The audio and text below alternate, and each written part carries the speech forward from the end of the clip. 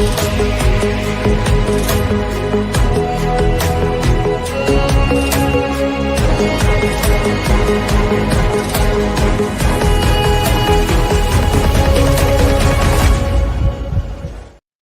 guys, welcome to Chris Cowlin's YouTube channel. In fact, we are live on Facebook, X, and Twitch, as well as YouTube for the big one, the watch-along for the Europa League quarterfinal first leg, Tottenham Hotspur versus Eintracht Frankfurt. Win or bust for Tottenham's season. Win or bust, I would suggest, for Ange Postecoglou. What a night we have in store, guys. Make sure that you are subscribed to Chris's channel if you're not already, at Chris Cowlin on YouTube. And also you can see my channel in the bottom left there, at Barnaby Slater _. Also, I will take you through the itinerary for tonight. I will be doing the watch along during the game. Straight after the match, I will do an instant match reaction. And then it'll be the fan show where I speak to Tottenham Hotspur fans from all around the world, get their opinions on how the game went tonight. And then after that, it will be the Spurs Chat podcast on Chris's channel again from 11 o'clock tonight, hosted by Craig Dearman, where he'll be joined by Ricky Norwood and Blake Dara. So what an evening we have planned, guys. So much content as ever. Chris Cowlin, the Don of Tottenham Hotspur content. He is at the game, so also look out for video updates on the channel throughout the evening. He will also be posting the post-match press conferences as well. I'm going to start with this because there's a huge story has come from Norway tonight, where in the other quarterfinal, in fact, the quarterfinal from our side of the draw, where the winner of the Frankfurt Spurs game will play the winner of the Bodo Glimt Lazio game. Lazio, heavy favourites to go through in that tie over two legs, and they were absolutely dominated by Bodo Glimt. Bodo Glimt won 2-0 in Norway. They should have won about 5 or 6-0. I watched the last 15 minutes, and they had 3 absolute, just simplest of chances. And I do wonder whether Bodo Glimt may live to regret that in the second leg away at the Olympic Stadium in Rome. But at the moment, the Norwegian team are heavy favourites to go through and face whoever wins this tie. Now, the reason I'm bringing this up right at the beginning is because I remember in the FA Cup tie against Aston Villa this season, if we could have just won that game, we'd have got an easy tie in the next round as well. And so it looks like, there are no easy ties in the semi-final of a European competition. Of course there aren't. But if Tottenham could win this first leg and go to Germany with, let's say, a couple of goals lead or something like that, then the prospect of us potentially reaching the final would be huge, especially in terms of the betting odds anyway. But let's get into the team selection. A few surprises, I'd say, or one surprise particularly. So Vicario starts in goal. Porro and Udogi are the fullbacks. Jed Spence is on the bench tonight. Let me know in the comments how you feel about that. I've seen a lot of social media, people not desperately happy. Some people suggesting that it's a big call from Ange Postecoglou to drop Spence, who's been one of our best players in the latter half of this season. Then it's Romero and Van der Ven, who has been kind of mollycoddled through the last month or two so that he can play in these games, and that's a good decision as far as I'm concerned. Midfield, as expected, Bentancur, Bergvall, Maddison, and then Son, Solanke, and Johnson in the forward line. There were reports today that Wilson Odebear had felt his hamstring tighten, and he might have been having a scan, but he is on the bench. The bench for Spurs tonight: Austin, Whiteman, Spence, Davies, Gray, Bissouma, and Sarr. Moore, Odebear, as I said, Tell, and Richarlison. The Frankfurt team: Santos in goal. He's not their regular number one goalkeeper. Their number one goalkeeper is injured, but Santos is deemed to be a huge talent who will either, I've listened to a few podcasts this week with some German experts who they say will either kind of win the game, win the tie for Frankfurt, or make a mistake that might lose it for them. A young, raw talent. Then Christensen, Koch, Thete, Brown, Tuta, Skrieri, Bahoya, Larson, Goetze, Mario Goetze, and Ekatike.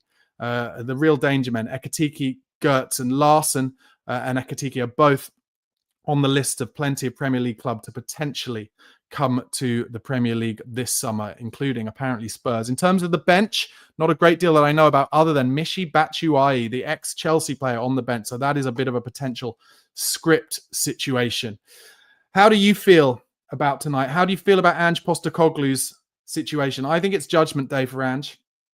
And I don't want to sound negative from the start, but I'm going to say if Tottenham lose this game by 2 clear goals, going into that second leg, it's very hard to see Ange surviving until that second leg. I personally would think that Levy would pull the trigger and try and get a manager bounce, even if that was just from Matty Wells taking over. But anyway, that's the last bit of negative I'll do, but until the kickoff, because Ange has said it's all about this competition.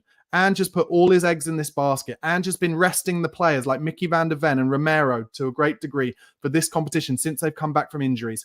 Ange has said all season that the injuries are the reason we are having such a terrible year.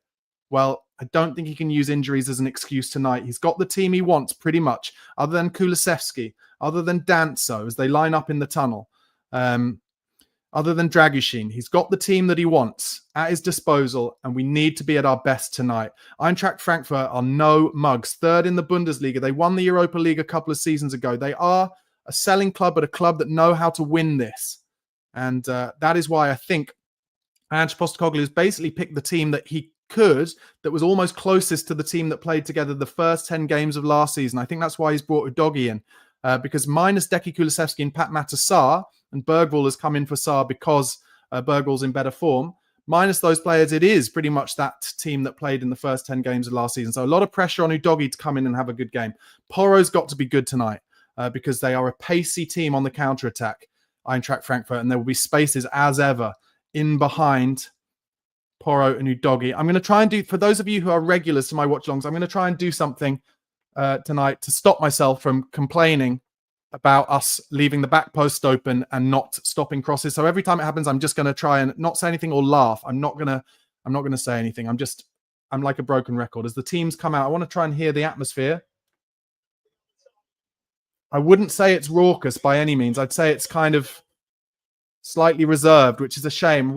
Really wanted the fans to go big tonight, but I don't think they've got enough momentum really to go big. It's a shame. They're going to have to get behind them. So the players are going to have to do things to make the fans get behind them. Spurs have sorted out a load of flags. I see there are some flags in the south stand, but it's not a raucous atmosphere. And next week in Germany, Eintracht Frankfurt have one of the loudest stadiums in European football. So that's going to be difficult. And we need to find a way to get the Spurs stadium behind them tonight. It is a strong bench that Spurs have. That is a positive. There are players who can come on and change it if needed. How will Mickey van der Ven be in terms of match fitness? The last thing we need is him to get injured, but I guess if that does happen, then at least it's in playing in a game where we absolutely need him. For me, somebody in the Spurs team tonight has to take responsibility, has to take the game by the scruff of the neck, has to say, I'm going to be the one to take us through to the semi-final of a European competition. The first semi-final in the Europa League, since 1984 when we won the trophy. Somebody has to take that kind of responsibility. It's got to be like Romero. It's got to be Bentancur. It's got to be Solanke or Son. We need a good game from Son. He hasn't had a great game for a while. There will be trouble. Goetze, who gets rested quite a lot by Eintracht Frankfurt. He's still a good player, even at the age of 32. Got to keep an eye on him.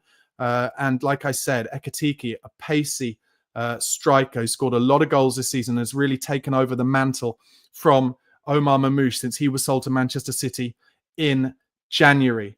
Listen, Eintracht Frankfurt are good. As I mentioned, third in the Bundesliga, but they were better in the first half of the season than they have been recently, although they did dominate Ajax over 2 legs in the last game in this competition. Let's get into the comments quickly. Gardu says, a good game is only thing one can expect. The rest will take care of itself. Dino Payne says, Frankfurt will play defensive and give us nothing. I'm not sure how we get past that. John Bostich says, Frankfurt are not as strong as people think. Their form is not the best. Lost the last game against a weak Werder Bremen side. Dino Payne says, say what you like, Barnaby. Don't self-censor. No, it's just because I'm getting bored of myself saying the same thing when it comes to not stopping crosses. It is 7:59 in real life. I'm just watching Sonny exchange the pennant, with Koch, the Eintracht Frankfurt captain who used to play for Leeds. So I will be coming off the chat in a second because I don't know how delayed I am. Let me know in the comments how much of a delay I'm in. But if wherever you are watching, try and pause it so you can match it up to where I am and then we can watch it together. The reason I come off the chat during the halves is because I think the delay would mean I would see what was happening in the chat before it happens on my screen. I'm nervous. I'm excited. Someone in the comments said earlier, have I warned my flatmates? I have. I've warned them. I've told them tonight's going to be a big one. I've even got a beer with me in case it goes really well. I've got a beer with me to open, potentially.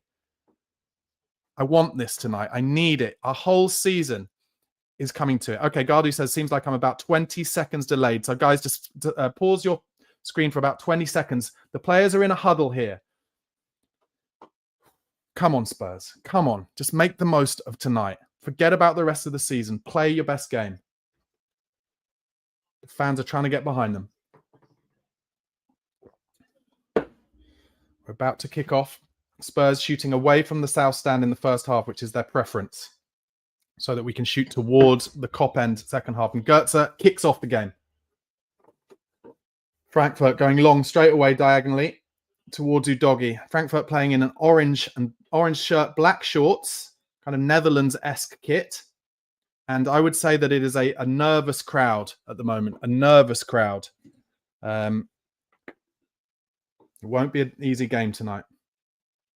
Udogi throws it into centre, but it's intercepted by Frankfurt, and they're knocking it about here. Bentancur does his first bit of minesweeping there, getting it out for a throw-in on Eintracht Frankfurt's right-hand side.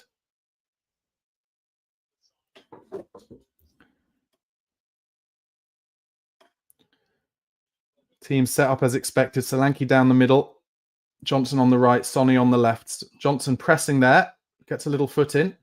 Romero with his first touch on the ball. Gets it into Bergwall.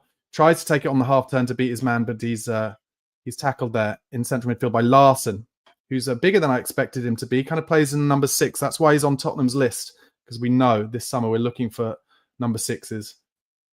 Tottenham look a little nervous early on. I'm just taking that from the fact we're not taking our throw-ins early. Maddison goes to get it off Porro there and really puts Porro in a lot of danger. And as a result, Frankfurt trying to flick it through. But Udogi has read that. And in central midfield now, Udogi driving forward. Keep going, Destiny. Okay, goes wide out for Sonny. It's a poor ball. And Sonny didn't come towards it, but the tackle has fallen to Bergwall. Spurs' first bit of possession now. Bergwall opens it out to Christian Romero. Frankfurt fans, whenever I've had been at the Spurs, oh dear, poor ball from Romero, picked off. This is where Frankfurt can be at their best, but a good tackle in midfield from Maddison, slid in. Oh, given as a foul. I really didn't think it was. He got the ball there.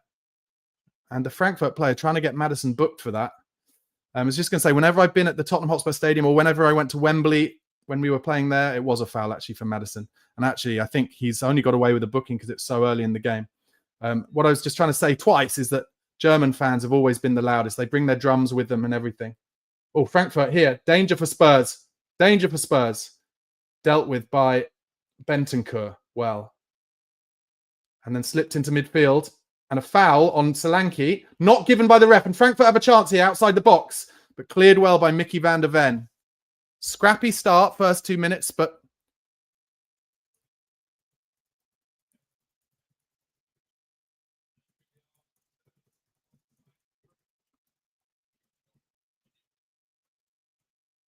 got Joe Hart on co-coms. I don't mind that because he loves Big Ange Postecoglou. Brilliant play from Mickey van der Ven in midfield there.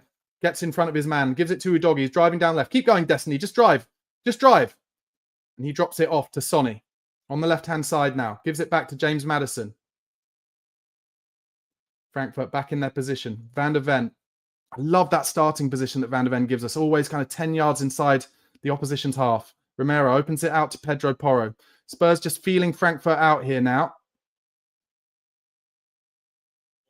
Van der Ven to Maddison, who lays it across to Sonny, who goes back to Madders.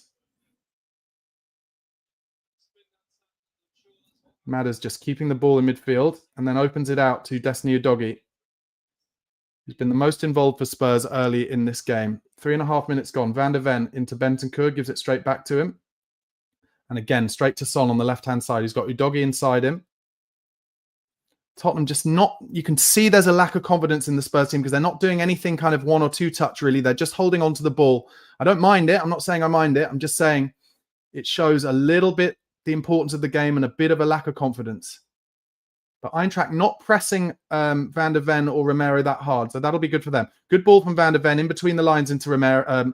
Maddison, it gives it to Son, gets it back. Maddison opens it out into midfield to Bentancur, who will go to Porro. He does. Porro is pressed. So he goes out to Johnson, whose first touch. And Johnson kind of trying to take it on the half turn. It was tackled and cleared by Frankfurt. And Romero picks it up and will go across to Vicario for his first touch of the game outside his box. Gives it to Van der Ven. Maddison always coming deep when Van der Ven has got it on the and then Maddison tried a ball with the outside of the boot. A little bit paradise outside to Son, and it kicks it straight off the pitch. 4.5 minutes gone. Postecoglou warm enough to just have a Parker on tonight. Frankfurt now go all the way back to their keeper. Sonny presses him, nearly got a foot in there. And then a really good win from Pedro Porro. And a good on the half turn from Madders there. But he's gone the wrong way in central midfield, Madders. Did the hard bit well, and then the easy bit he suffered with. And then straight away, they're on the transition, and they're running at our box now on the left-hand side. He's going to have a shot here. And he scored. And that's Tottenham.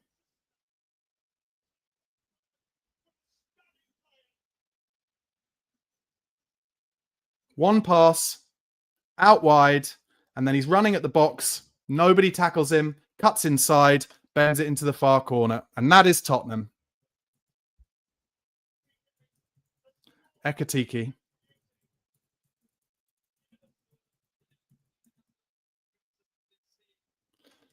Maddison lost it in midfield.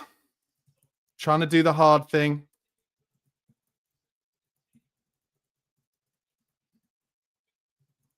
He turned into trouble, and then it's just one pass. Showing it now. Easy.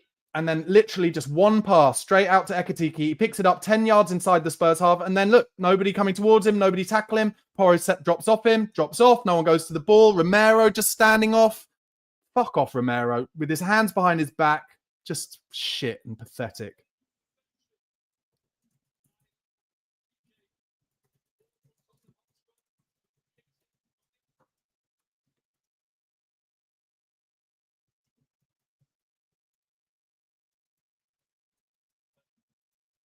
And if you were a betting man, you would have bet on this happening, frankly, wouldn't you? And then Maddison's just kicked the ball off again, but actually wins a free kick this time. Maddison complaining like people have been fouling him the whole game. That's Ekatike's 4th goal into this season of Europa League. As ever with Spurs, it's the fucking hope that kills you. Maddison, not been good enough this season, turning into trouble when he should just be doing it easy. 0-0. Biggest game of the season. Anyway, Spurs have a free kick and a chance to get it in the box. Maddison, Son are near it. I don't know why Son's there. Just get in the box. Anyway, Madders whipping it in. Too deep. Too deep. Straight down the keeper's throat. Not a good start to this game for James Maddison. And now the keeper's going long straight away, probably towards Ekatike. He's up against Porro. Porro does win the header. Bergvall's gone to help him. And that will be a Frankfurt throw. And Bergvall stayed down off the side of the pitch here. And I said it in that first 5 minutes, didn't I? Spurs looking like a team devoid of confidence and 1-0 down as a result, I would say. Nobody ever, when players drive towards the box for Spurs, none of the defenders ever try and get tackles in. And Frankfurt just going for a straight ball down the middle over Mickey van der Ven, gets his body in the way well, and then he was fouled. And the lino should give a foul there, but he doesn't. So it's a corner to Frankfurt. Jesus fucking Christ. We could get absolutely pummeled here. Fans are completely quiet. I said at the beginning of the game, we needed Spurs to create the fans to create a raucous atmosphere. They don't, because they don't trust this team. They don't trust this team. And so they want the team to show them something to get behind. And what do? Concede in the first 6 minutes.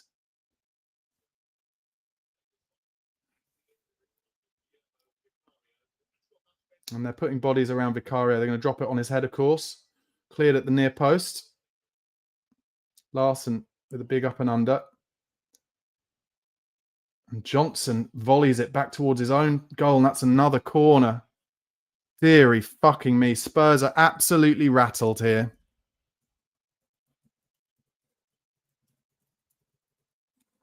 And I said it at the beginning, and I'll say it again. If we get done by 2 goals here, Ange will get sacked tomorrow, I think.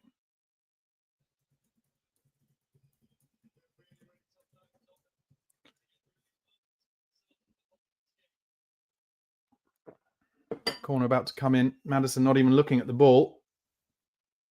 And I'm getting bodies around Vicario, who always looks a bit edgy. Here it comes onto his head. He's got to be strong. And he claims it at the second attempt. Rolls it out to Doggy. Oh, God, he's got a man with him now. Oh dear, doggy. Does he win a foul? No, he doesn't. Does get a throw in. Tottenham are completely rattled here. We need to find a way to get into this game. This is a problem. No leadership as well. Who is going to take responsibility? I said it in the opening. Who is going to take responsibility? Romero is a World Cup winner. I'm looking at you, mate. But when that goal came in, when the Ekiteke was running at him, just pansied around. Hands behind his back. No interest. Good ball out wide to Son. Oh, Son's first touch is magnificent. He's at the byline. But he cuts it back straight to the keeper. That's a shame. It was a beautiful bit of play.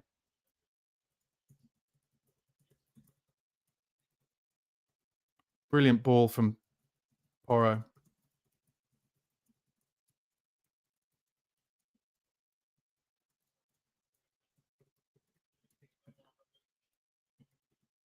Just thing is with Spurs, I just don't get it. Like, I say it every time, but it's so easy for the opposition, like management and coaching staff, to analyze us. Just one ball, just turn us over in midfield, one ball straight out to the wide man. Goal. It's too easy every time. Too easy. Van der Ven.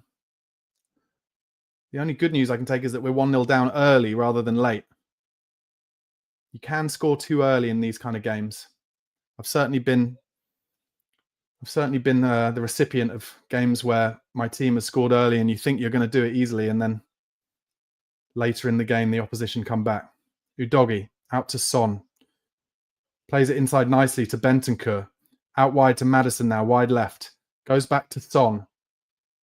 Tries a cross. It's a good ball to Solanke. Tries to flick it on. There was no pace on the ball, and he tries the header, and it just easily goes to the keeper, but that was better.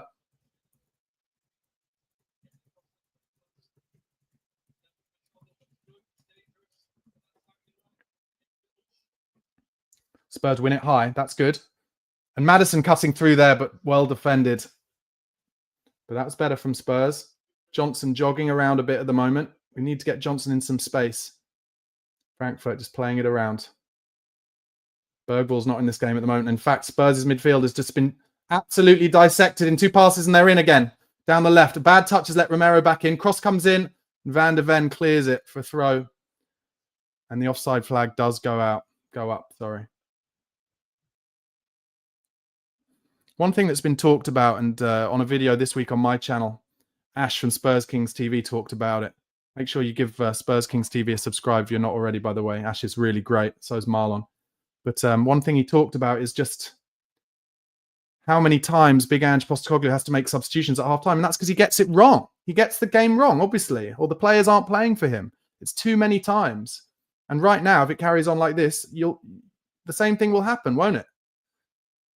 Maddison to Son. Tries to play it down the line to Doggy. Nothing going. Son takes the throw in back to Van der Ven, and Frankfurt very comfortable at the moment. Porro in central midfield. Finds Johnson, whose first move is backwards, of course. Romero.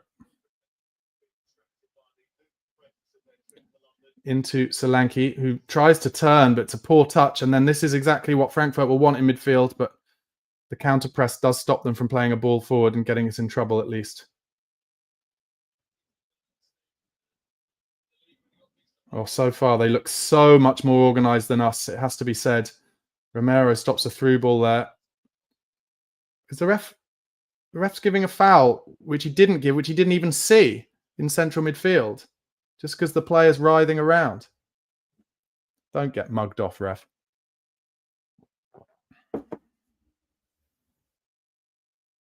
It's never, ever a foul. Oh, my God. He literally just tangles with Maddison. That referee, man, already. Nothing in that at all. Maddison getting penalised. He is completely rattled at the moment, Maddison.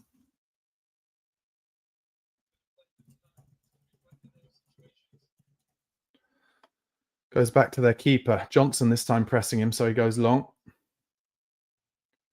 Van der Ven wins the first header. Madders does well in midfield this time. And then gives a poor ball to Son, I'd say, when he could have broken through the middle. But Udogie is outside Son. Son finds Udogie. He's going to go for the early cross. And that's Tottenham's first corner. And that does at least give the fans something to warm their hands over. more than ever will we need some kind of set-piece joy tonight. Made a couple of chances at the weekend, didn't we, from set pieces against Southampton? But you can bet your bottom dollar that Eintracht Frankfurt will not be anywhere near as leaky as Southampton were from set pieces as Van der Ven and Romero move forward. Fans trying to get behind us. Son has got to beat the first man with his corner now and not just float it into the keeper's arms. Come on, Sonny. You're elite. Come on. First man. Right on the first man's head. It's just like you know what's going to happen. Oh, Son tried to play Madders in there. It goes back to the keeper. He's going to have to clear. Oh, dearie me. Bentancur gets turned in midfield. And Ekateki is away down the right. Bentancur works hard. They've got a man over here. Porro had to get in the way and does well. Clears it into midfield. Romero can't lose the ball. And he doesn't. He does well. Oh, and then... Oh, dearie me. He gets a foul just about, but he tried to play a paradise ball and they were nearly in as a result. And that was Romero coming back from the corner. And I would not say that he was sprinting back. I asked Romero to take responsibility tonight, but he's jogging around at the moment. Son plays it down the line to Madders, but his touch is poor. Goes off again.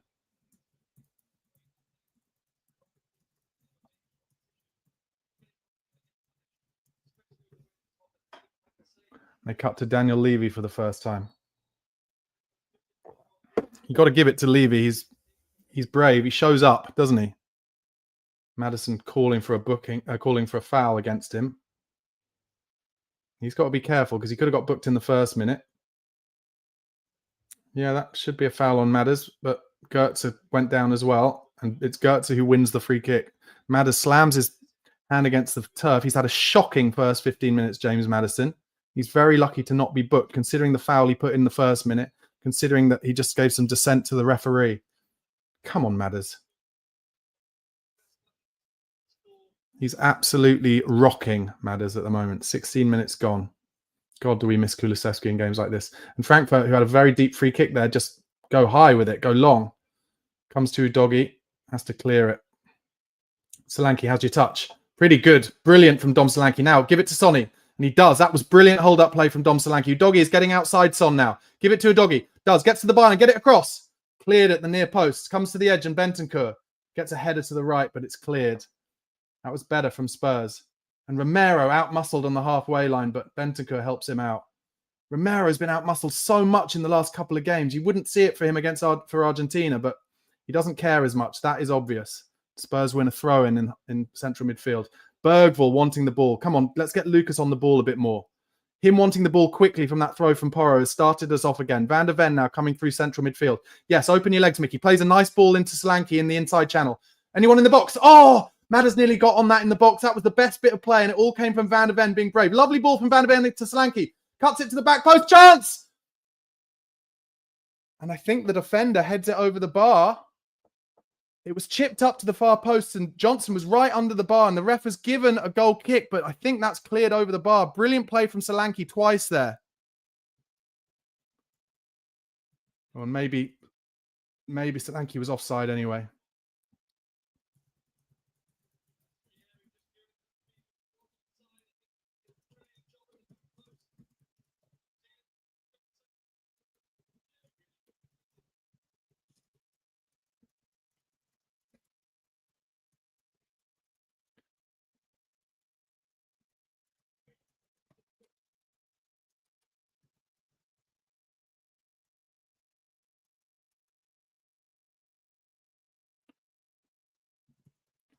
Udogie has just given Frankfurt the ball, but Bentancur read the next pass, and so we've kept it. And Son finds Bergvall. He finds Udogie. This is good football from Spurs. Oh, but then the second ball breaks to Eintracht. They have it in midfield now. Good stuff from Romero reading the game there. Gives it to Son, and then Romero bombs on. So Van der Ven is completely on his own at the back. It comes to Van der Ven now. Bentancur, you need to sit in for a second. 20 minutes gone. Tottenham 1-0 down at home. Porro bringing it forward. Trying a ball over the top, Porro. Too much on it, but not a bad idea. Oh, and then the keeper's made a massive error there and just kicked it out for a corner. Great chasing from Solanke there. Forces the keeper into an error. because he could have just picked that up, but he was trying to let it run out for a goal kick. Come on, good delivery here, Pedro. I'd get Pedro on the corners both sides. Son's delivery recently has been absolutely terrible. So this is going to be an outswing. It's right in front of the Frankfurt fans. Come on, boys. Let's make something happen. Come on. 20 minutes gone. 1-0 down. Here comes the outswinger. Hits the first man. Fucking hell. Just poor. Udogi does well, though. Opens it out to Matters, and he's got Porro and loads of space outside him. Goes inside to Bergvall. Oh, dearie me. His first ball, trying to find Porro. And Porro nearly kept it on, but it goes out for a goal kick. But at least that's getting the fans behind us a little bit with some frustration, if nothing else. Yeah, it is. It was a goal kick in the end.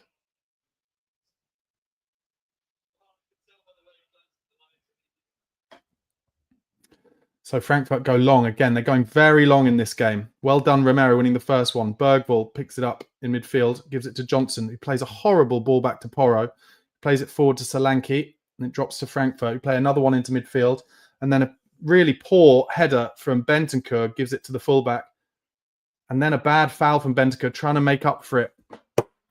Really poor from Bentancur. Fucking poor. It's a free kick to them that they can get into the box.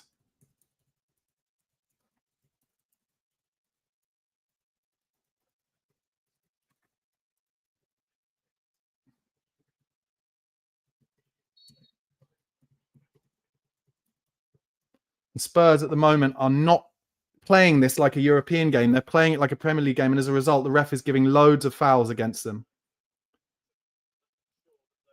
Son, not in this game as yet in any way, other than that one time he made it. Good play from Mickey van der Ven there, getting in front of his man, and that has led to a Spurs throw. Van der Ven wants this.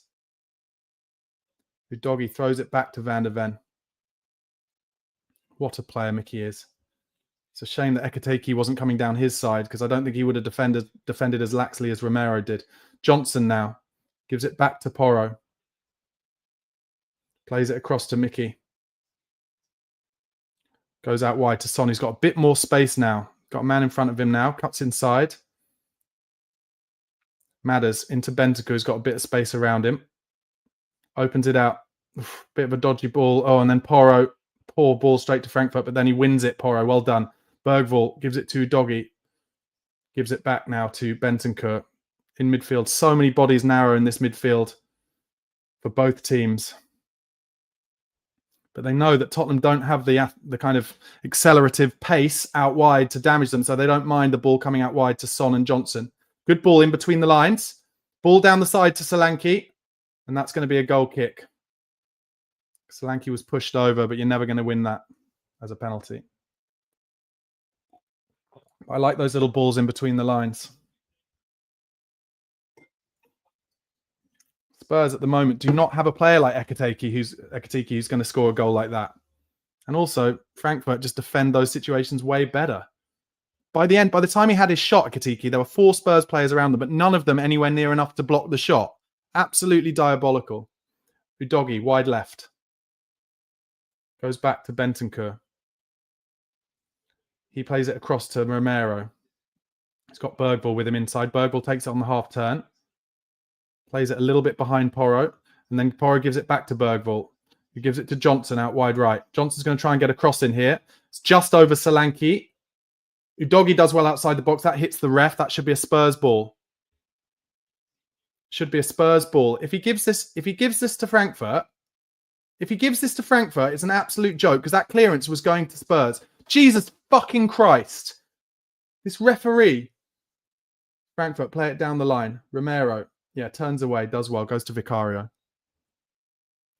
Gives it to Mickey van der Ven. The stadium at the moment is just all you can hear is the Frankfurt fans. Could be the end of Ange Postecoglou we're seeing right here. Tottenham, one-paced at the moment.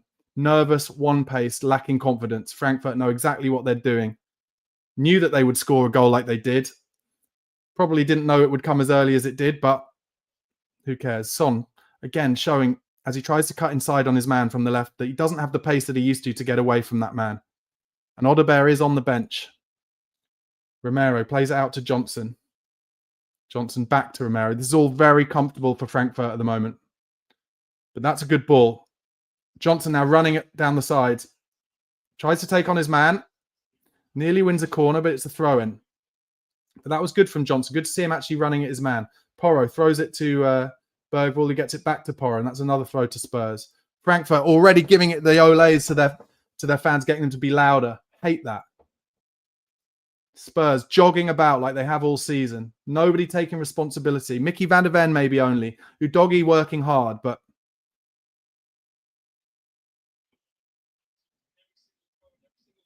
yeah, Tottenham not winning the 50-50s at the moment, it's fair to say. Romero on the ball. Goes inside to Bentancur, who's got a bit of space, but terrible touch means he has to go back to Van der Ven, who opens it out to Udogie.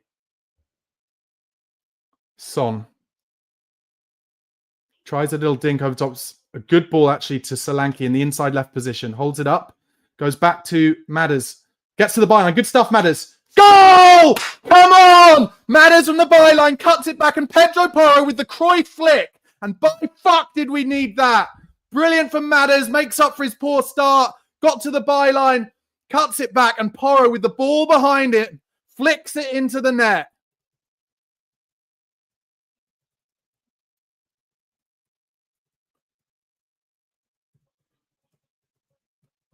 We needed that so badly. Solanke held it up in the inside left position after making a great run. And then he brought Madders into it. And Madders was brave and took on a man. Showing it now. Good ball over the top from Son to Solanke. He's in the box, but he's facing away from goal. Gives it to Madders, who's now in the box. Takes his man on. Drives to the back to the byline. And it's a brilliant finish from Porro. It's behind him, and it's a left foot Cruyff flick. Wow.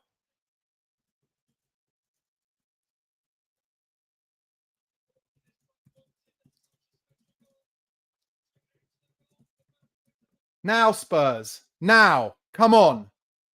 And with the one-handed fists. Now, Spurs, you need to keep it clean sheet from here, but also keep pushing. And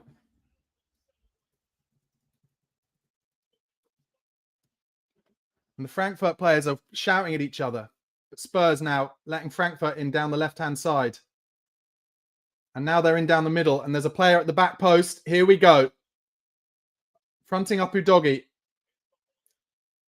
And that's good play for Madders outside the box. But then he had a chance to get rid of it. And again, makes a mistake. And now Frankfurt are in down at the byline. Has he overhit that? A cross goes into straight into Vicario's arms. He throws it out early to Porro. Johnson not looking. He needs help here, Porro. Johnson just running away from him there. Finally goes to get it and wins a free kick. Well done, Brennan Johnson. Come on, you Spurs. Come on. 27 minutes gone. Tottenham 1, Frankfurt 1.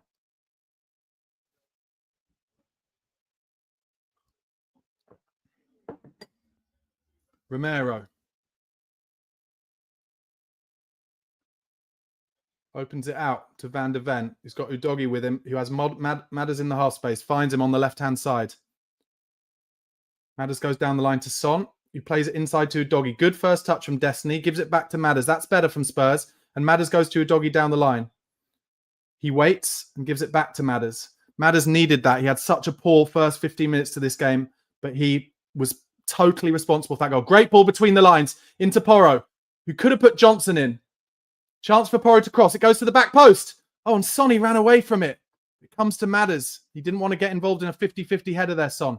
Madders opening his body up. Finds Udogie. Son's got to stay. Okay, that's all right. That's a throw into Spurs. Oh, and Son goes early to Udogie. He's on his own here, Udogie. He's got to try and win something. Oh, he does brilliantly, Udogie, and that's a foul. Brilliant from Udogie. Wins a foul, and we're right by the byline here. 28 minutes gone. And the fans are into this now.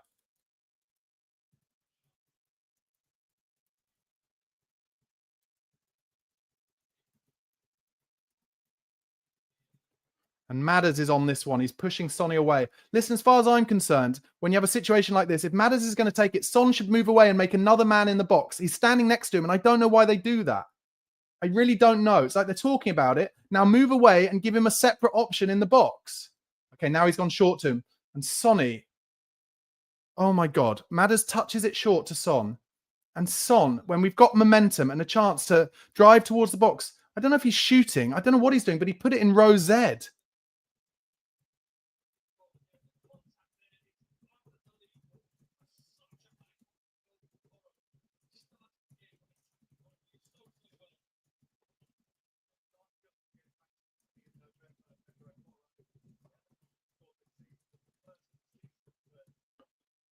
Brilliant from Porro.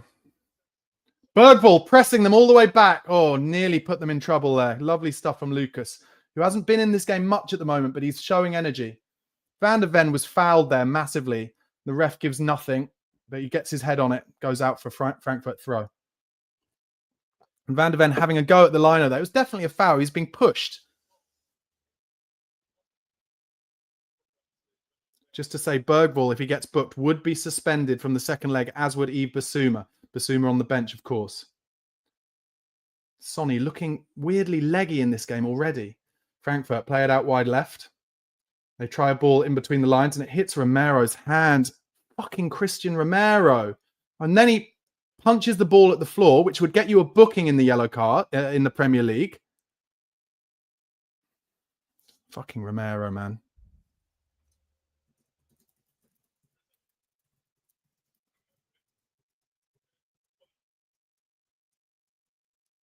Making a note of this, Romero's defending is not on it at the moment. And this is a good chance for Frankfurt to get it in the box. Spurs keeping their line on the 18 yards. Vicario could be a lot closer towards his defenders as far as I'm concerned. He's behind. Here comes the outswinger. Back stick, of course. First head of Frankfurt, but then it's cleared by Madison. And Frankfurt have to go back to their keeper. Santos now goes long with the kick. Frankfurt very direct. Porro drops off a bit. Oh, dearie me. And he allowed the Frankfurt player to get the first header. Good ball inside from Bergvall, who accidentally gets it through to Bentancur. Needs to find another man now, Matters. Opens it out to Destiny. That's good play from Spurs. Udogie driving down the left. Run away from him, Son. Okay, Son now gets the ball. Udogie outside him. And Son slows it down again. Anyway, comes inside to Bentancur. Matters seems to have his confidence back now. Needs an option. Opens it out to Porro. Johnson's out wide. And so he finds him. Johnson's one-on-one here if he wants to be brave and drive at him. First touch wasn't great. Goes to the byline. Tries to clip it. And that's a corner. Good stuff from Brennan. Come on, Spurs. Set piece goals. Come on. We need to make the most of opportunities.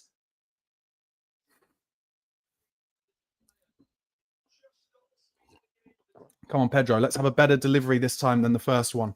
1,700 of you watching at the moment, guys. Please do press like on this video and subscribe to Chris's channel and my channel.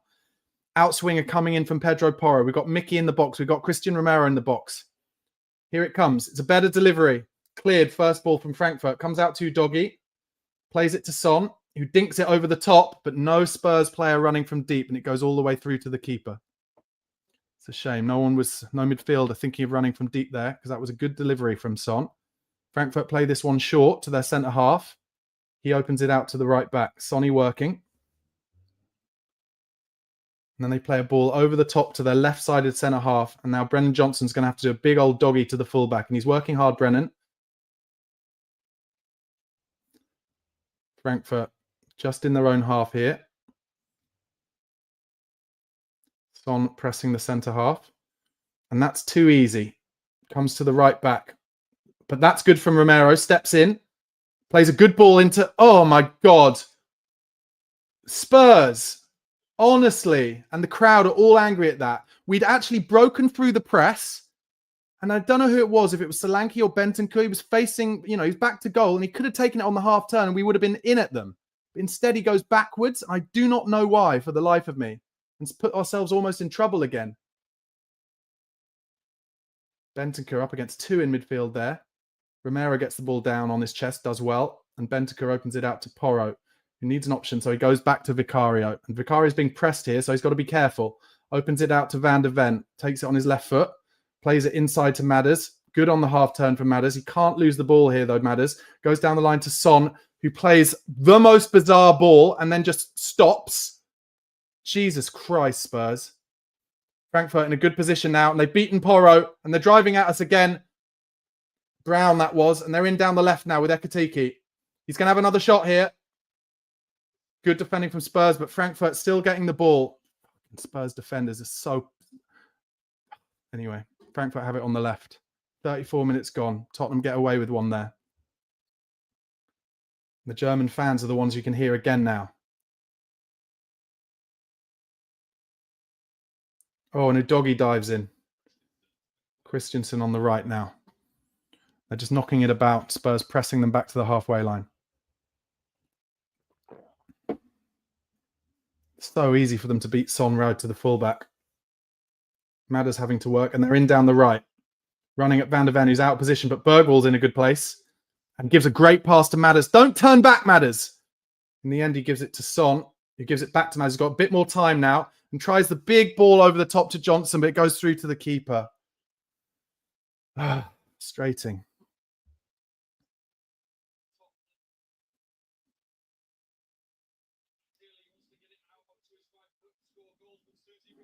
I hope I'm wrong, but I cannot see this team, Spurs team, being good enough at the moment to win this competition. Just make some weird decisions all the time. And Van der Ven's out of position there. And he gives away a free kick. It's out wide, and that's probably why he doesn't get a booking. It's on Gertz, who's a clever player still at 32. World Cup winner, of course.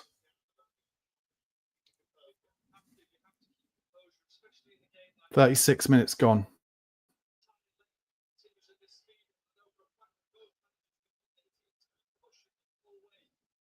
It is a high-tempo game at the moment. So Frankfurt will try and get the ball into the box again. Spurs keeping their line on the 18-yard box again. This free kick is from the right-hand side. Tottenham giving away too many of those. Like I said earlier, not really playing this game like a European game. You don't get as many. The ref gives more free kicks in European games. It's going to be an outswinger from Gertz. It's a great delivery, as you'd expect. Bergwall was pushed over in the box. Clever play from Bergwall there. Wins us a free kick. Could do with getting Lucas on the ball a bit more in this game, I think. Romero goes to Bentancur. He's pointing. He wants movement.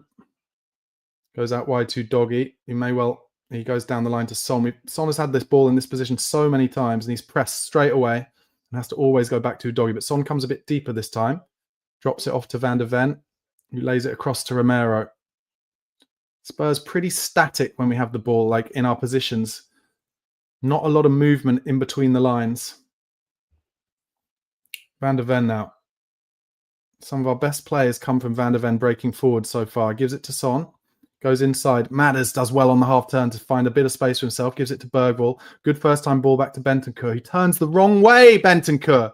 This time Bergwall drives forward. Finds a gap. Beautiful from Lucas Bergwall. Lays it out to Son, who has some chance for a cross here. Son dinks it, but straight into the keeper's arms. But that was brilliant from Bergwall. The first player really to be super brave.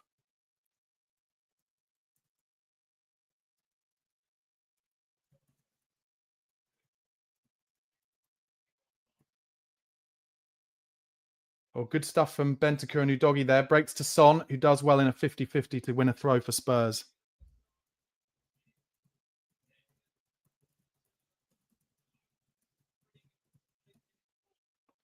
But that's good for Bergwall's confidence as well. He just saw a gap there. Frankfurt were in their defensive positions, and he basically broke past three players and then gave it to Son.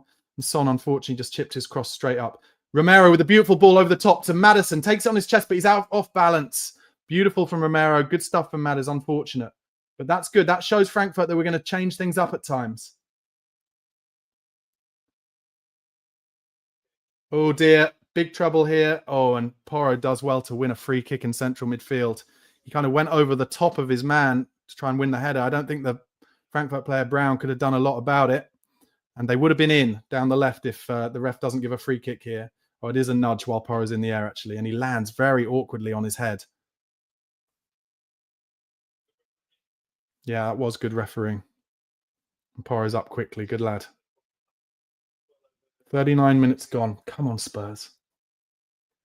Should say I saw earlier they put a graphic up that Lyon are 1-0 up against Manchester United in that quarterfinal. Romero goes to Maddison. Plays it back to Van der Ven. Udogie to Son. goes straight back to Van der Ven. Still 1-1, 40 minutes gone. Romero could get it out to Johnson if he can find the pass. Goes inside to Porro, who goes first time to Van der Ven, just trying to move the Frankfurt block around. Udogie in the half space. Out to Madison, who finds Son. He's being pressed a little slower already, Son, because of the speed of this match, I'd say. His fullback isn't quite as on him. Yeah, that's happened again as it comes to Son now, but Son isn't quick enough to get around him, and he gives a shout of frustration, Son, and throws the ball to Udogie quickly. Udogie gives it inside to Bentancur, who opens it out to Romero, who could run forward 5 yards here. Tries a ball through the lines to Bergvall, who tried the dummy, thinking Solanke was behind him, but it rolls all the way through to the keeper, Santos. 5 minutes to go in this first half. Tottenham 1, Eintracht Frankfurt 1. And Santos goes for the big long kick over the top. Van der Ven up for the first ball, heads it, drops to their fullback, and that's a throw-in. Don't forget, at half-time, I'll be going through all of your comments. And then after the game, an instant match reaction video. Then the the fan show, where I'll be speaking to Spurs fans from around the world. Oh, well done, Bentancur, to win the ball high up there. And gives a flick ball, tries to find Solanke, but Frankfurt get bodies in the way. And then Udogie does well to win a throw. It'll be the fan show. If you want to be on a future fan show, email tottenhamfanchris@gmail.com. That's tottenhamfanchris@gmail.com to speak to me after these watch-alongs. And then after that, it will be the Spurs Chat podcast from 11 o'clock with Craig Dearman. Bergvall now in the half space. Got a bit of time. He tries the big diag, and it's a beautiful ball to Son. Lovely from Bergvall.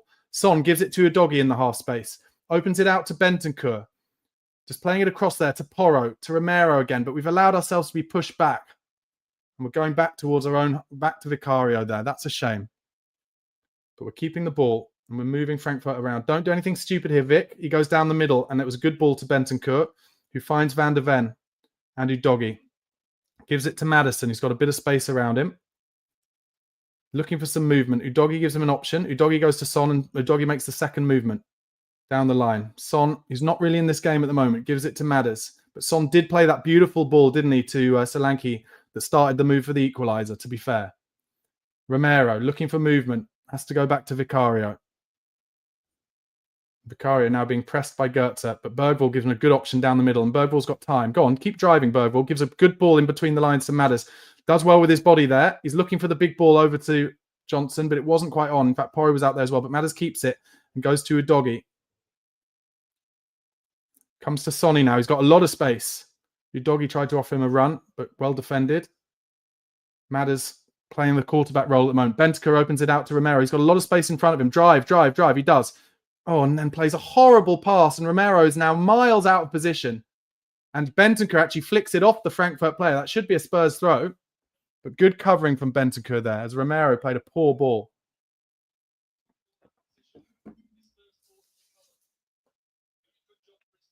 Yeah, Bentancur's doing some good firefighting. 43 minutes gone. Frankfurt now in their centre-half position. They're going to go back to their keeper. Udogie coming out to press the fullback. So they just play it around him. That goes off the pitch. Good pressing from Udogie there. And Van der Ven was right behind him.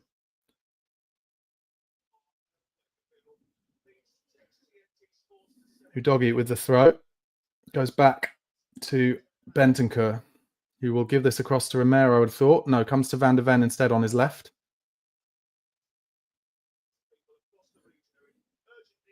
Van der Ven.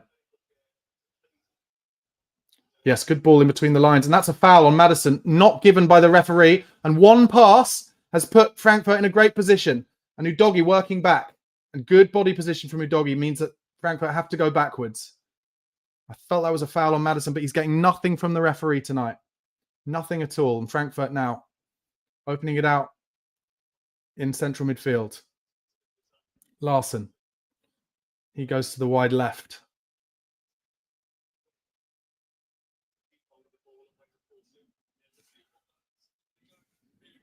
Frankfurt now play it out wide to their right fullback, Christensen.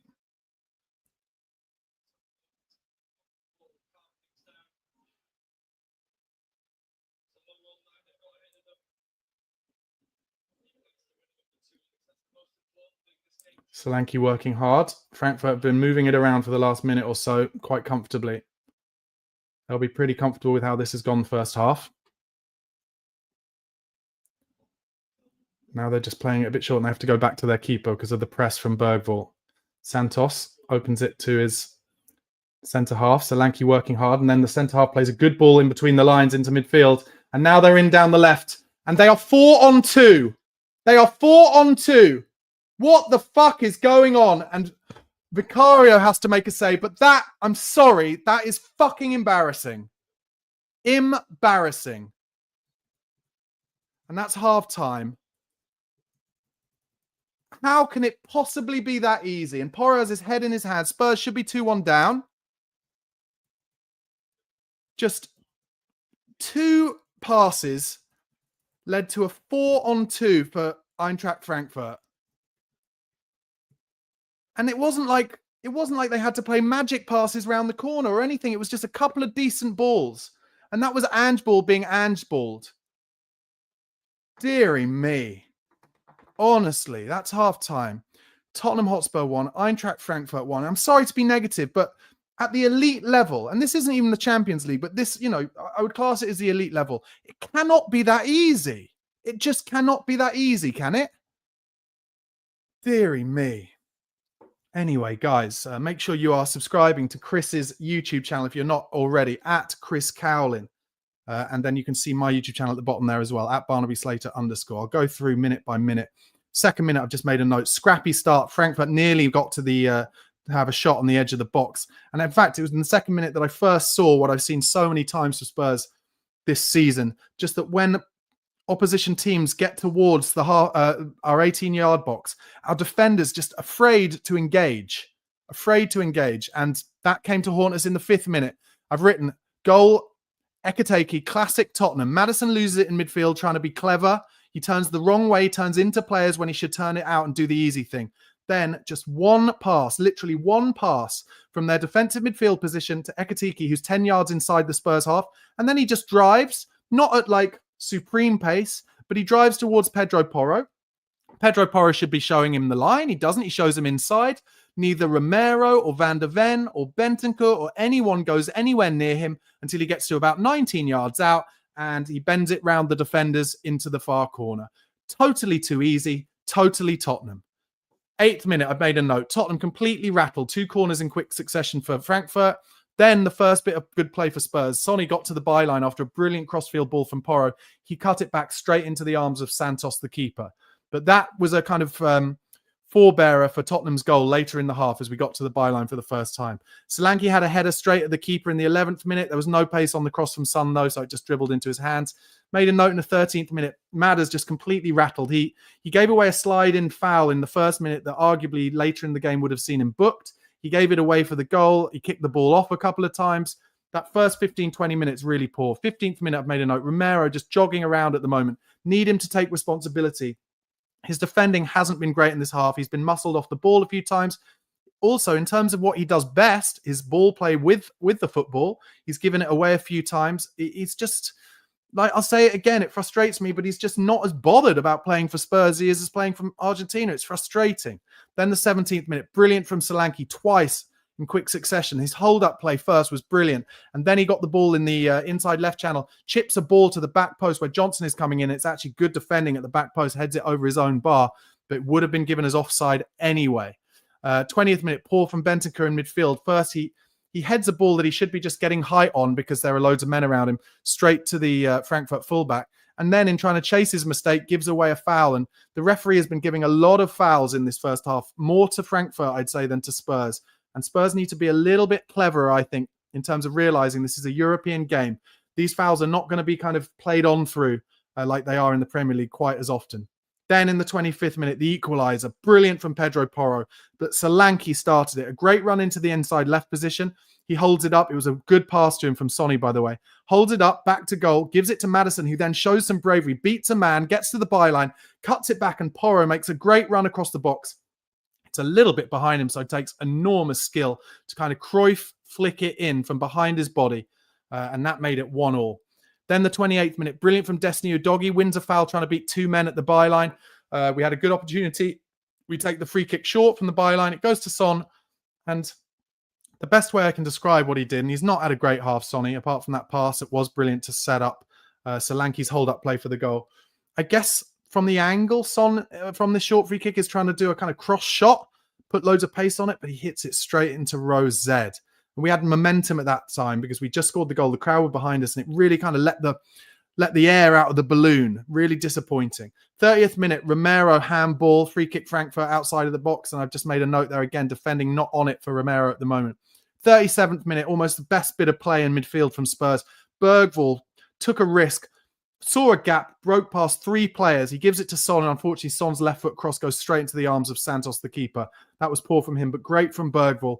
And then, like I said, straight as the whistle was blown for half-time, just 45th minute, totally mortifying and embarrassing. We should be 2-1 down. And that, for me, I'm sorry to be negative, and get at me at the comments if you want to. I do not care. But that is the reason why I just cannot see Ange Postecoglou keeping his job. It is too easy to get in like 4 against 2 against us. And it's too easy to get crosses in. And it's too easy at the back post. And to have a 4 against 2 against us when we're 1-1 at home, just coming up to half-time, in the quarterfinal first leg of the Europa League is just beyond naive. It is absolutely beyond naive. And we let it happen. And we got away with it because of a bit of a poor pass and the shot being weak and Vicario saving it. That's really wound me up going into halftime. Now, let me know what you think in the comments. Do you think Ange will make changes as he tends to do at halftime? Do you think he'll feel like he's got this wrong or that there are players not doing their best? Let me know in the comments and we'll go through it. TSOM in the comments says the German fans, sorry, I've done the wrong one there, saying the German fans are a lot louder than the home fans. Kind of embarrassing. I'll say it like I did at the beginning again. Listen, the season so far has not given these fans who pay the top dollar to go to the Tottenham Hotspur Stadium reason to really get behind the team. They're waiting for the team to do something to get behind them. And they haven't really, apart from the goal, they haven't so far. And Silence agrees with me. Even when Ekateke was turning in to take the shot, nobody tried to close him down. Completely agree. Joachim Blomqvist says Saar should come on. Kuben Chetty says Ange is old school and will only make changes at 70 minutes. I don't think so. He makes a lot of changes at halftime. Okay, Justin Hall says, can't stand the whining bitch. All right, Justin, listen, it's subjective. I've been a Spurs fan for a long time. I'm totally allowed to feel how I feel, as are you. So let me know in the comments how you feel about this game. Show us some positivity. And listen, if I agree with what you say, then I will take on that positivity. But at the moment, I think Eintracht Frankfurt are incredibly comfortable. Do you not? Oh, Justin Hall saying, not you, man. Okay, fair enough. I mean, I would argue that I am being a whining bitch, but there you go. Okay, Justin says Maddison. All right, thanks, mate. I appreciate that. But I would say I am being a bit of a whining bitch, but I just don't think they're showing me enough. I get it. There's a lack of confidence. We need to play our way into confidence, but I don't know. This is the elite level. Matt Barden says, that 4 against 2 in the 45th minute was unbelievable. Speechless, and you were quite rightly angry as I was. Yeah, completely mental. TSOM says, kind of agree with that too, Barnaby. Gardy, thanks for your comment, says, home fans won't be as loud as they're dying with tension. Need to be courageous and just let voices rip. Yeah, I completely agree. I actually thought Bergvall during that little break there and a few maybe occasions from Destiny Udogie and obviously Maddison for the goal were the only times on the pitch during that game where Spurs fans were brave and kind of took on a man or did something a little bit different. It was all a bit kind of, oh, I don't want to make the mistake. I don't want to lose this game. And then equally, I think Maddison's mistake for the goal kind of shows that even when you're trying to do something, you know, easy, you can make a mistake. So you might as well, in a way, try and take some chances. Rick Kane says they've had 2 shots, certainly not devastating. No, I agree, mate. But what I would say is it's totally suiting them at the moment. They're happy in their block and they know they can break us down by just 1 or 2 passes whenever they transition. It's just a bit too easy. Bergvall was thuggish again, says Laren Deb. Yeah. Let's see what else. TSOM says, wimpish performance so far. Bergvall having a go, but not seeing enough from the others. Yeah, it is very frustrating at the moment. Sizen going to go well, says Ange out. RJ5200 says, why is Son playing wide all game? Get him inside. He plays wide.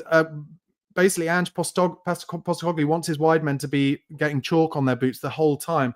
But I do kind of agree. I don't think Son has the pace to worry the fullback at the moment, certainly not on the outside, and even to try and get away with him from him with one touch on the inside. He's tried to do that numerous times, and the fullback's just able to get his body in the way, and therefore Son has to just go back to Udogie or Van de Ven every time, and therefore he's just a little bit like, you'd be pretty happy to be that fullback at the moment.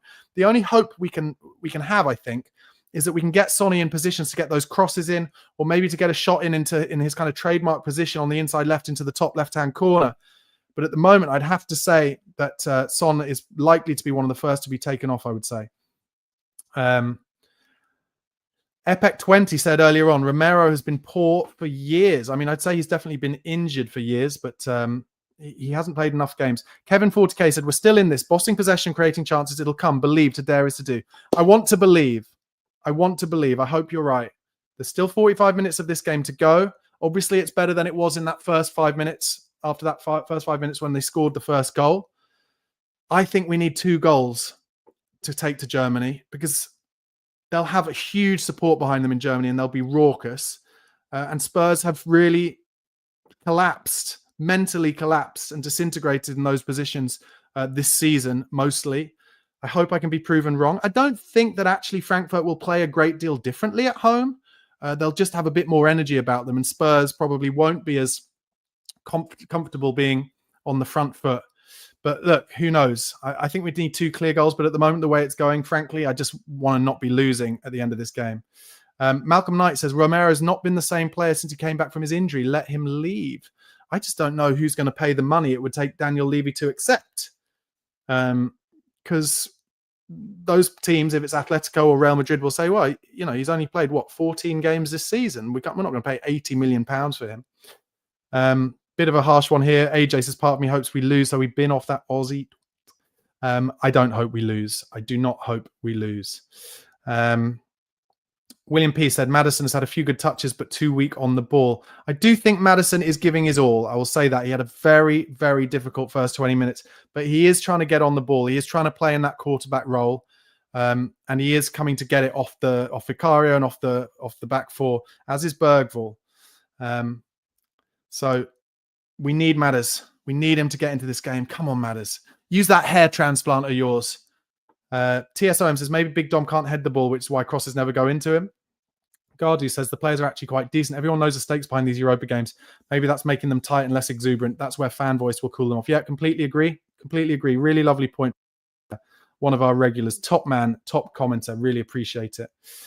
Cantab says, Werner for Son. Werner's not on the bench, thankfully. Cassie Thomas says, go long, stop playing backwards. I think we know that's not going to happen under Ange at all. Altair says, Odebear for Son, please. Be interesting to see if Odebear gets any minutes today because of that rumour earlier on that he had tightness in his hamstring. Rick Kane says, Madders is a quality passer, but nowhere near Cole Palmer.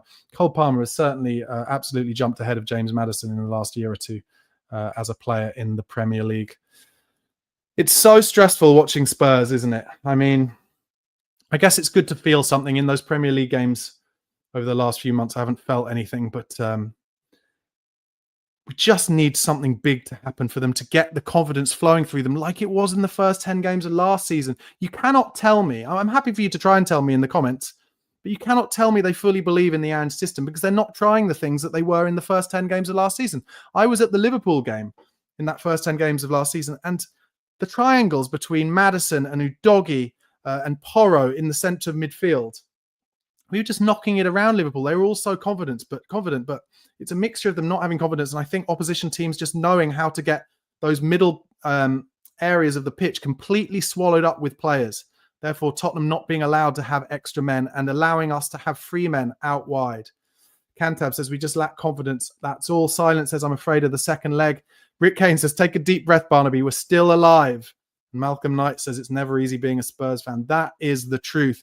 It's almost more frustrating, isn't it, when you see that Bodo Glimt have beaten Lazio 2-0 at home tonight and are more than likely to get into the semi-finals, knowing that we could get a Bodo Glimt semi-final if we can find a way through this game. Dave D made a good point here, Dave. Can you blame the players for lacking commitment when the fans are chanting you don't know what you're doing at matches? I'd say that's a good point, but also, do you really think that the players are fully engaged in Ange's system? Do you think they fully believe it? I'm not sure anymore. That's the thing. Rick Kane, really good point here from Rick. That's why it's better to bring on younger players who aren't as scared. I completely agree. They're just showing there. Oh, Man United equalised by the looks of things just before half time, did they? Yeah, Euro. Okay, the Spurs players are coming out of the tunnel now. I'm going to flip off the chat so that I don't hear from you what happens. But I think I'm about 20 seconds delayed. So do pause your play wherever you are so that we're at the same time. It doesn't look to me like there have been any substitutions. Spurs coming out first. Frankfurt still in the tunnel. They'll be pretty happy with how it's been at the moment, I would say.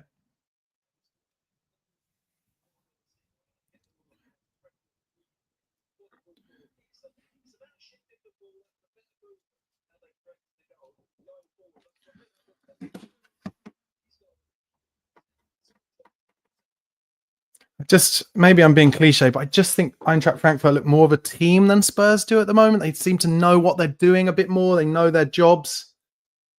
And they will certainly be very comfortable in an atmosphere like this when the fans are just not being the 12th man, unfortunately. Sonny just getting them in the huddle there. The fans look really, really tense.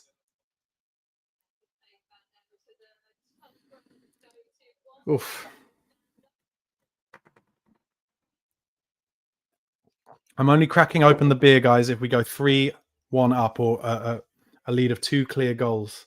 Got to give it to their manager, Tottenham. He's wearing a white polo neck. Very tight. Very brave. Madders talking to the referee already. Got his arms around him, trying to be his mate. Probably saying, I've been fouled so many times. But the ref could rightly say to him, I could have booked you in the first minute for that bad foul, mate.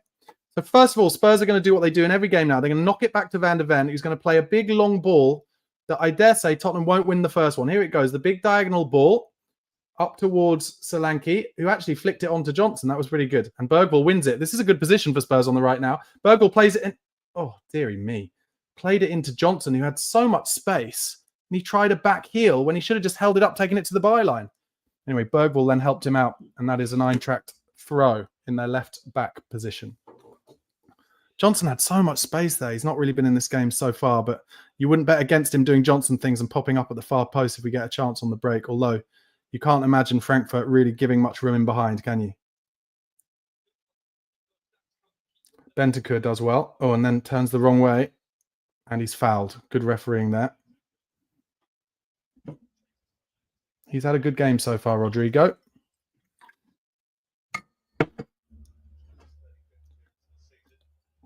So it's a free kick about 15 yards inside the Frankfurt half. Romero standing over it. He's got Porro with him. Just give it to Porro.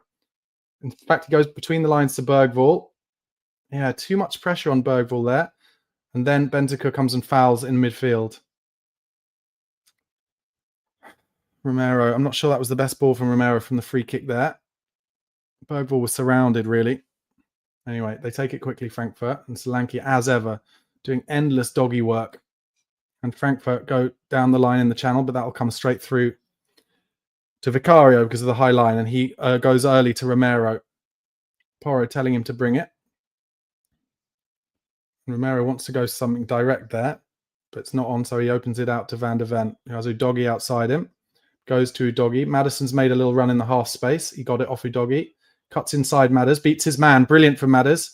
Then tries to cut it out wide. Doesn't happen, but Bentancur finds it to Udogie, who will go back to Bentancur. Nice little space that was from Maddison, and Maddison is taking it on the half turn well now. He looks pretty confident. Romero plays a good ball in between the lines to Porro. Porro opens it out to Johnson. Oh dear, Johnson just got away with a dodgy ball. Goetze couldn't quite get it. Comes to Van der Ven, and Udogie opens his body out. Plays it to Son. Back to Udogie. Back to Van der Ven. Similar patterns. Van der Ven into Bentancur. Takes it on the half turn. Gives it to Bergvall. Finds some space around him. And goes to Pedro Porro now. He's one-on-one out wide. Tries an early cross. Oh, and it's not a bad idea. It's claimed by Santos. But it was only just over Johnson's head at the front post. And Solanke will see that some crosses are coming in and maybe make more runs. Frankfurt play it quite easily down there right, but Van der Ven sits in and does well. And Udogie driving now. Does well. Really well. Get it across, Udogie. And it's another cross that was in front of Johnson as he made that run to the near post. And Santos was tempted to try and claim it, but there's so much pace on it. That was good from Udogie, though.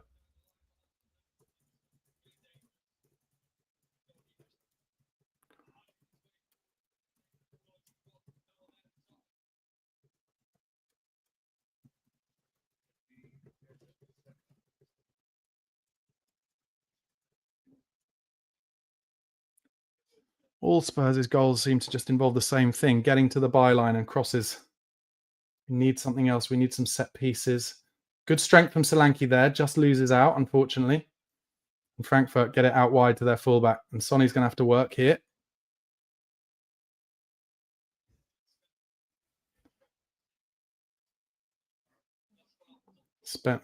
Frankfurt just knocking it around now. And Spurs and Son and Solanke pushing them back to Santos, who goes long. Van der Ven up for this header. Wins the first one. Good stuff. Second one is one in midfield. But Spurs managed to keep it. Bergvall gets it down to Porro. Porro gives it back to Bergvall. Tottenham just keeping it in the centre circle. Romero now driving forward with it. He's got a bit of space to run into. Plays a beautiful ball inside the line to Porro, who tries to find Solanke, but there wasn't quite enough on it, and Frankfurt clear. That was good from Spurs. Oh, and brilliant. Oh, and it nearly fell for Matters just outside the box, but now on the transition, Frankfurt, they've got men running forward. And Ekateke is one-on-one on the left. Porro coming back. And then he clips it across to the right-hand side. Udogie's got two men to get out to. He's got to stop the cross here, Udogie. Doesn't it? Comes inside. It's going to be a shot. They're in. They're in. They're in. Brilliant tackle from Bergvall, but Spurs still somehow in trouble. And it goes off for a goal kick in the end. Spurs get away with one.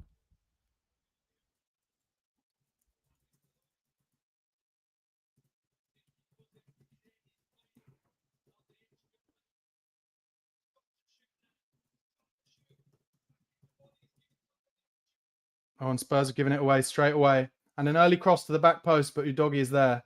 The Eintracht fans making loads of noise here.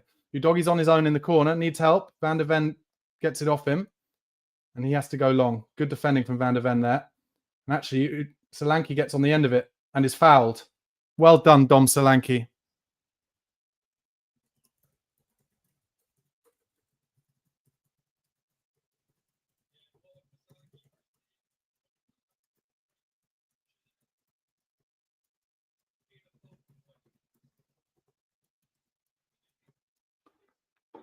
So, as ever, Tottenham with all of the possession, but Frankfurt, in the last 5 minutes, if you count the last chance of the first half as well, Frankfurt have had the two best chances on the transition. Spurs so easy to play against.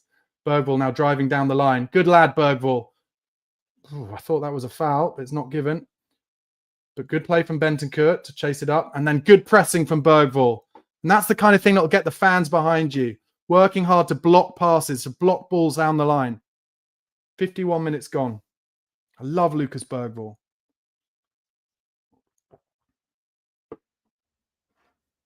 Solanke pressing Santos now.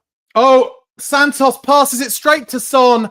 And Son's touch is so poor. Kicks it straight off. And I'm sorry, but Son in great form would just stop that dead and Spurs would have scored.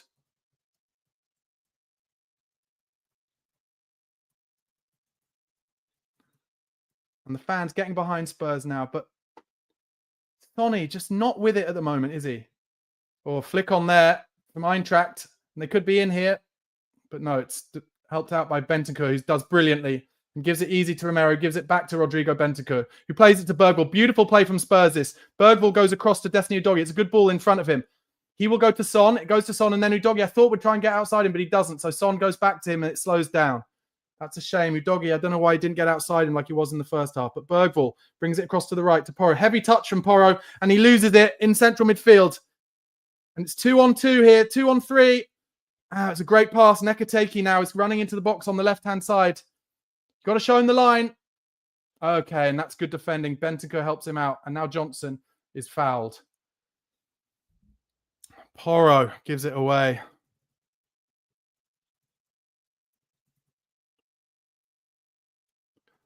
The player's looking tired.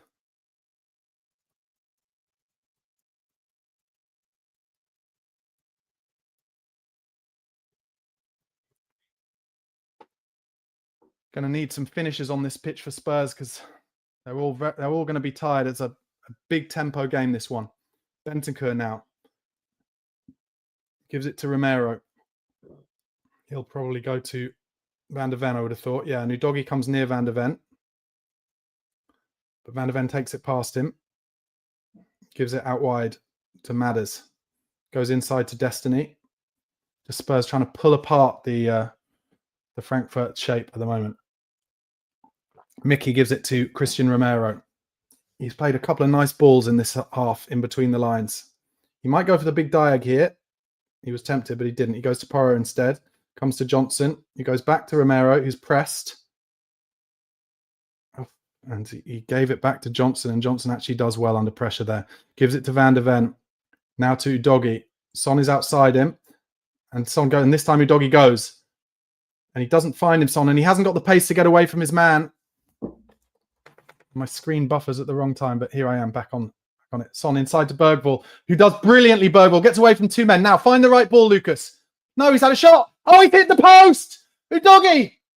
Oh my God, what a shot from Lucas Bergvall. I told him not to shoot.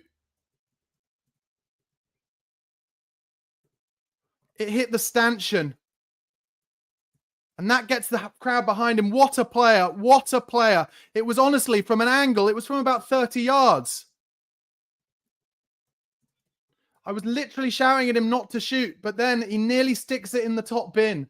And that gets the crowd behind us. Bentancur now. Bergvall getting into this game. Porro back to Romero. Maddison dropping deep for him. Madders now on the ball in the centre circle. Van der Ven giving him an option. The Spurs fans getting behind him. That's what I'm talking about. The players having to do things on the pitch to get the fans behind them.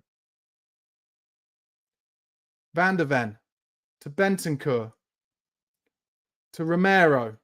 About 15 yards inside the Frankfurt half. Romero goes to Johnson. Bergvall's made a great run. Finds him, Johnson. Lovely. Bergvall's in the box. Turns the wrong way. Johnson. He's got Porro outside him. Maybe puts a bit too much on it, but Porro with a great first cross. Comes to Solanke. Holds it up in the box. Comes to back post. Sonny. Oh, what a save from Santos. That's where we wanted Sonny. Great hit.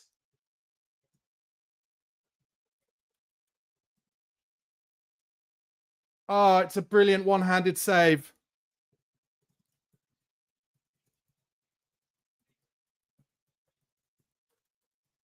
That's why we keep Son on the pitch for that position. And it was good football from Spurs.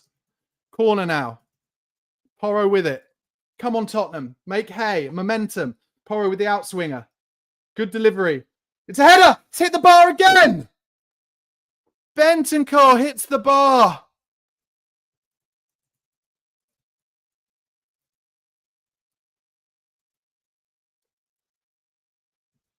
Oh, God, that's so unlucky. We've hit the stanchion and the bar all in the space of 3 minutes. Great rise from Bentancur. Hits the top of the bar and goes over. Now they're showing Bergvall's shot. He's on the inside right position. It's totally wrong for him to hit it there, but he absolutely hits a master blaster, top left. Keeper's nowhere near it, and it hits the stanchion. My God, and Ange puts his head in his hands. What a player this kid is going to be. Spurs now pressing Frankfurt up the pitch. Good work from Bentancur, who's had a star game here so far. His best game for a long time. I have called, didn't I? I called for someone to take the game by the scruff of the neck, and that's what Bentancur's starting to do here. As Frankfurt go first time over the top, and that should be a high foot, and it is. Offside or a high foot. Free kick to Spurs inside their own box. Come on, Tottenham. Momentum. This should get the fans behind them. Come on. Vicario. He'll give it to Romero. And Spurs fans singing when the Spurs go marching in.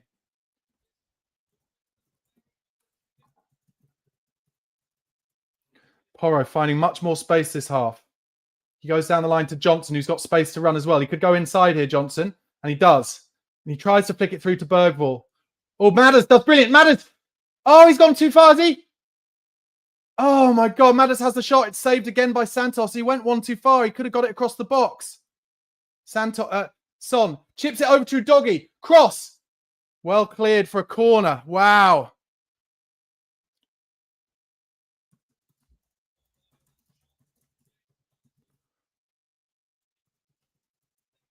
And Madders is in the inside right, but he cuts back and it's a left-footed shot.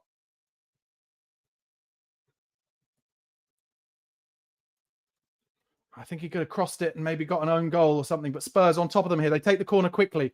Madders just hits the first man. Now it comes back to Son. He's got to keep the ball here. And Spurs were offside, and that releases the momentum a little bit.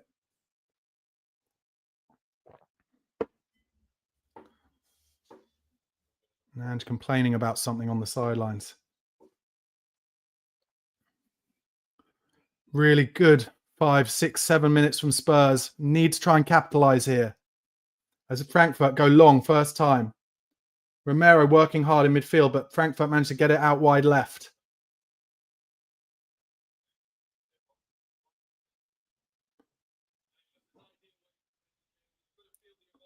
Good pressure from Son. Makes it go back to Santos, and he has to kick long. Udogie gets in well. Oh, but a good flick, and now they're in 3-on-2. 3-on-2 again for Frankfurt. Brilliant tackle from Van der Ven. He was out of position, but they're in down the left here, Frankfurt. Big trouble for Spurs. He's going to shoot, is he? Good block.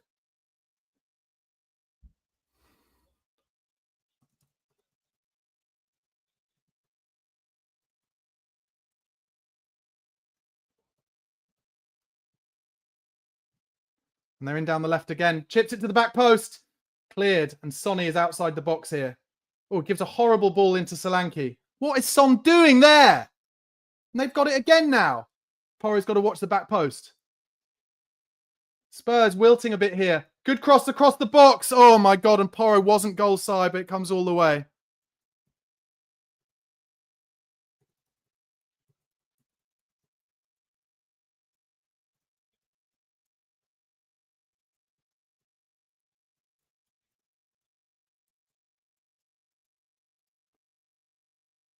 "60 minutes gone.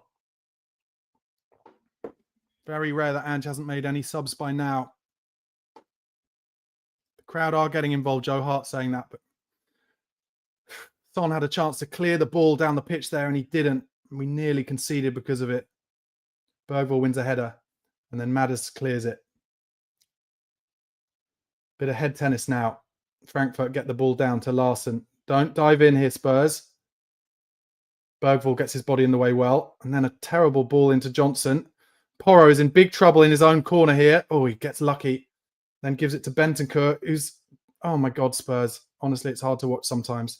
And Porro eventually clears it, but somehow manages to get it central. Maddis does brilliantly and gets it to Udogie. Can he open it out to Son? He does. That was brilliant from Maddison there. Son's one-on-one, though, and loses him. I'm sorry, you have to take him off the pitch. You have to take Son off the pitch. Actually, Son got really lucky there because off the ball, he's slid. He's taken out, and Frankfurt were in. And Son made a terrible decision there that put us in all sorts of trouble. He hasn't got the pace to get away from Larson. Or Christensen it was that time. So lucky, Sonny. He's not playing well enough for this. Oh, I'll tell you what, that could easily be a red card. That it won't be, but it could be.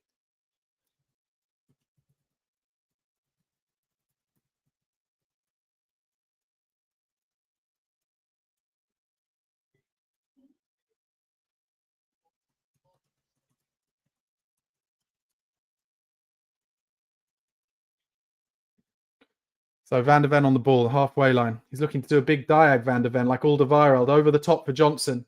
But the defender does well to chest it back to the keeper. God, I miss those Alderweireld diags to Dele Alli. Frankfurt now playing it out. Goetze plays it round the corner. But Van der Ven in good body position. Can he give it easy? It's a good ball into Son. Son is fouled, but the ref doesn't give it this time. And Frankfurt able to play it out through midfield. Johnson working hard. They're in 2-on-1 here. They're in 2-on-1 here. Van der Ven does brilliantly to get his body in the way. That helps. They're still in a great position. Spurs being too soft around the box again. Christ alive. Comes out to the left back. Oh, and he puts them in down in the channel. Big chance here.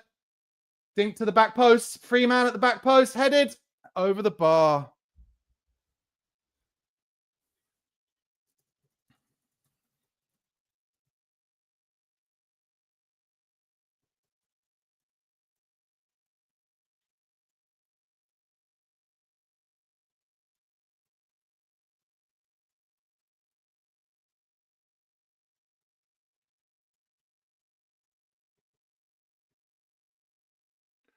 Tottenham have dropped off in the last few minutes.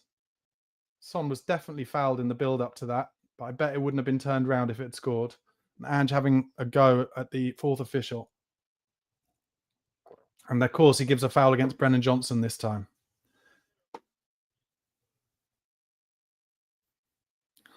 Spurs had that momentum, hit the bar, hit the post.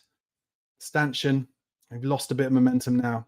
Solanke presses them. Oh, heavy touch in centre midfield, but centre back, but he gets away with it. And they play a big one over the Porro, but he does really well. Heads it out for a throw-in.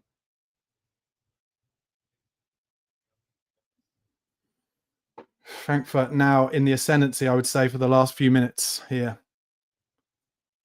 Koch.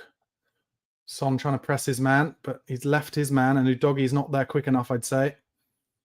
But that makes him come in narrow. Bergvall, brilliant from Bergvall. He's on his own a bit here. He keeps it well. Knock it off. He does to Madders. Heavy touch from Madders. Poor ball, and he's fouled there. Johnson not given by the referee again. And now Frankfurt with one passer through down the left. That's how easy it is. Porro, you've got to show him the outside, Porro. You've got to show him the outside. Show him the outside. And he did, and blocks it off for a corner.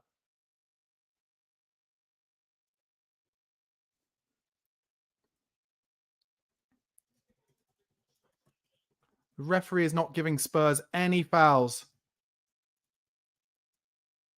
Johnson got his body in the way there. That's 6 of one, half a dozen of the other there. But the worrying thing is, you know, if you don't get the foul, it shouldn't be as easy for just one pass to put them in. Gertz is going to take this corner. 65 minutes gone. These two teams very well matched for one another. Frankfurt so happy to just play on the transition and let Spurs get themselves in trouble. It's going to be an in-swinging corner onto Vicario's head again, I would have thought. Here it comes from Gertz. Cleared at the near post from Porro. Just previous to that, Bergvall did well again to win it up the pitch.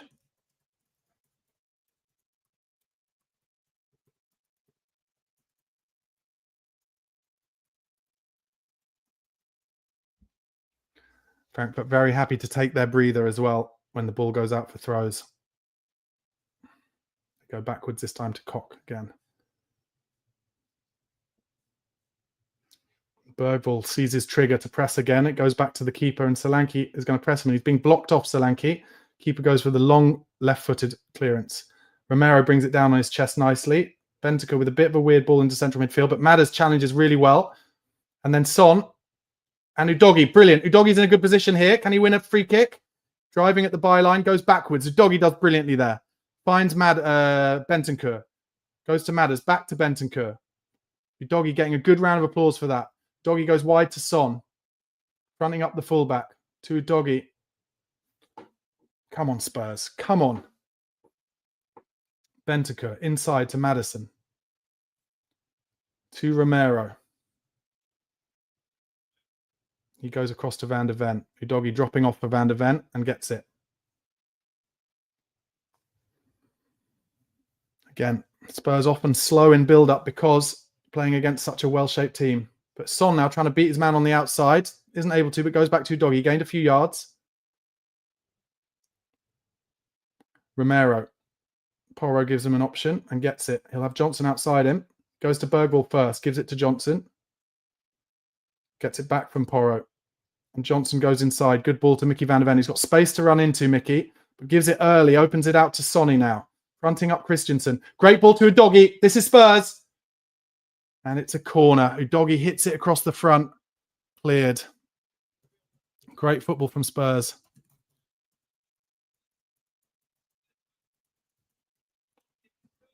I wonder if they're actually Udogi, because the keeper is trying to predict the ball coming across the middle. I wonder if he could just blast it at the near post and hope it hits the keeper's leg and goes in. Bergvall trying to raise the crowd. Come on, just do stuff on the pitch to raise them like you did a few minutes ago. Spurs fans look nervous. Come on. Let's get a good delivery here. 67 minutes gone. Here comes the delivery. Flicked off at the front post, all the way to the back post. And Frankfurt will be able to clear, and they go long. Son is all the way back here. Needs to be careful. Turns away. Gives it to Bergvall. Back to goal. Oh, Bergvall makes a bad error there in midfield, and Frankfurt have men running forward. Oh, and Maddison is beaten with one touch by Gertz. Okay, Spurs have bodies back now at least. And Frankfurt have it in the right back position. I don't mind that from Bergvall because he's made so many great decisions so far. Just one kind of turned his body the wrong way and was intercepted pretty easily. Frankfurt have it now. Larson opens it out to the fullback. Good ball inside the lines. Good tackle from Bentancur. And a second tackle from Bentancur. Goes off for a throw-in. It was pretty strong, but not a free kick. That's where the ref, I guess, has been equal there, because that could easily have been a free kick. Frankfurt try a dink over the top of Porro, who's knocked over. Good defending from Porro there. Just gets his body in the way, feels the pressure on his back, and goes over in his own box, and that's a free kick to Spurs. 69 minutes gone.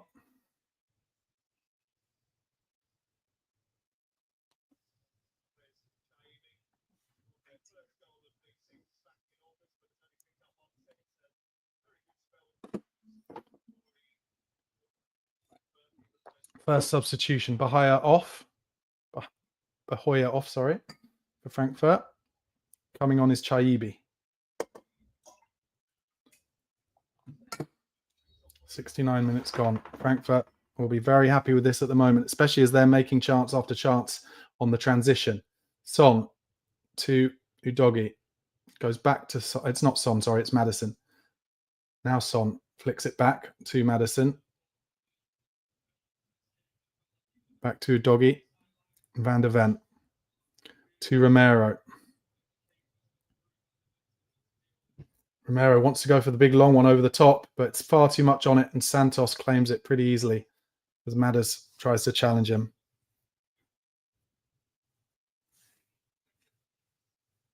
Santos with the long kick. They've been doing just this long kick all day. Van der Ven should have a pretty easy header, and does. Gives it to Doggy, who steps away from his man and drives forward. He's done this all game. Well done, Destiny. He's on his own. Comes inside, and that should be a booking. Brilliant from Udogi. Free kick should be a booking, because he's driving at the box there, and he is booked. Christensen.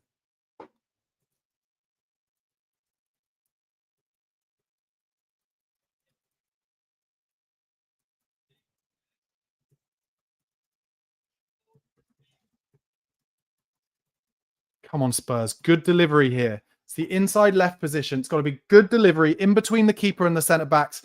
And for someone like Romero to get on the end with a flicked header. Or Bentancur. Madison standing over it. Again, Son is out there. I guess just to make the defenders think more than anything else that maybe it could be a short one. Come on, Madders. Let's have a great delivery. Let's get your second assist of the game.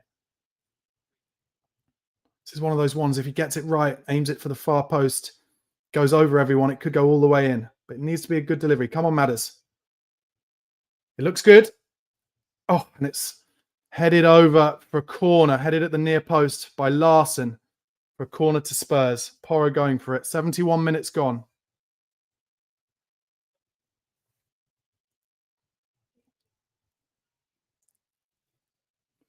Seven corners to Spurs, 3 to Frankfurt. Come on, good delivery here, Pedro. Come on. Hit the bar from this last time. It is a good delivery. Chance! Straight down the keeper's throat from Romero.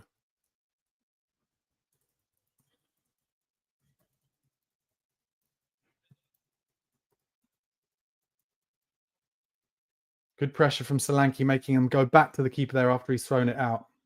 Santos passes it to the fullback. Bergvall's working hard as well. 8 attempts to Spurs to force a Frankfurt in this game so far. Very tight game. Frankfurt now. They've got lots of men forward as they come past this centre circle. In down the right. Chance for a cross. They've got 2 men in the box. Comes all the way to the back stick. He's completely free.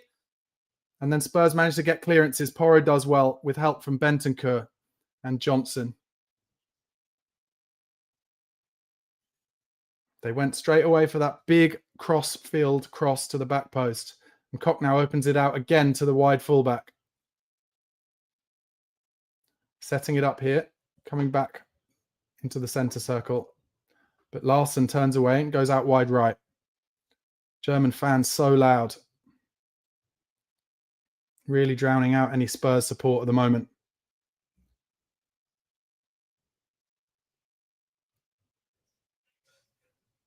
Good block there from Bentancur, stopping a ball going through to Goetze.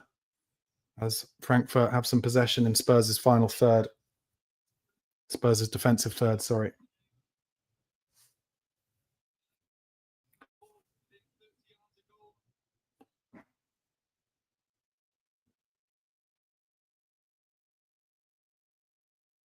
73 minutes gone. No subs from Spurs yet. Johnson still working hard on the press, as is Solanke. And they go back to Santos. And he goes long towards Ekatike, but kicks it straight off the pitch. And that's good pressing from Solanke.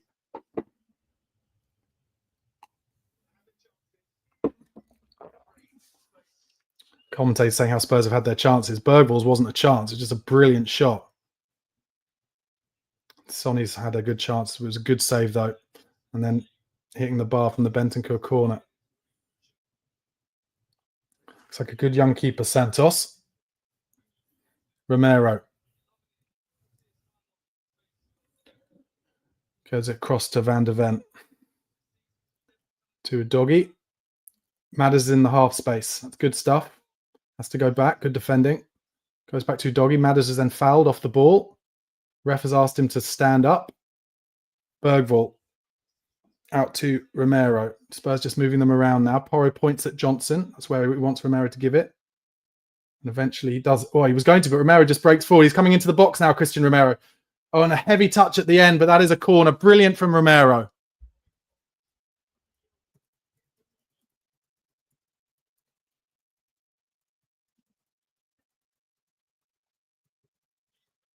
And that was just brave because he waited and waited and waited.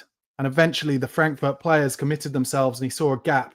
He wins a corner. And we've looked dangerous from these corners. Another outswinger from Porro. Another good delivery. We didn't win the first one that time. Oh, but there's a clash of heads in the box. It's given us a free kick to Frankfurt. Not sure about that. Let's have a replay. Maybe they got a push there. Didn't really see what happened. That's a shame. Because Spurs are looking almost their most dangerous from that set piece on the right-hand side. Oh, Frankfurt very easily down the right-hand side here. But Van de Ven got his body in a great position. Gets a block on it. And then Romero heads it to Udogie. Lovely header. Udogie turns away and he can drive forward again here, Destiny. Needs help. Finds it. Great pass back to Bentancur, who gives it to Bergvall. Cuts back inside. Got Porro outside and Lucas driving forward. Goes straight to Brennan Johnson and Porro continues his run. Johnson's touch isn't great. Oh, God, Johnson's touch is worse than that. Shocking from Johnson, I have to say. Really shocking. Just easy touches and now he's injured himself off the pitch. I think it's probably from embarrassment more than anything.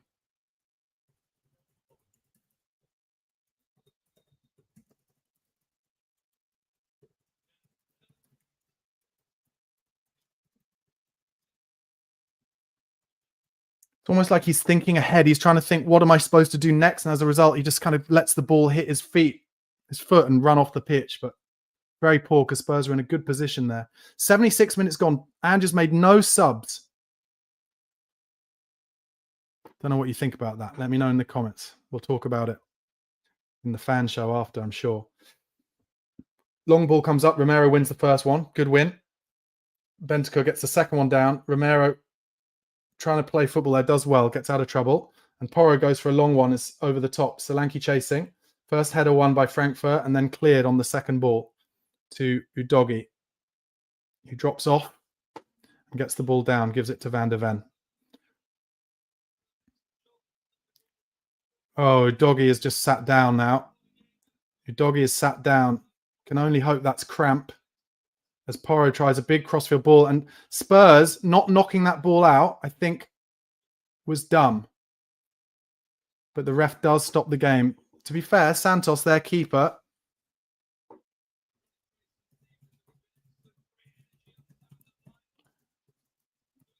okay, subs now coming on. Sarr and Spence. Antel.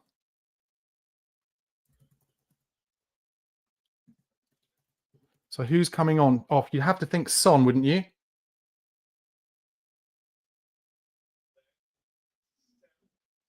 Come on, Matthias Tell. Time for you to make your Spurs name.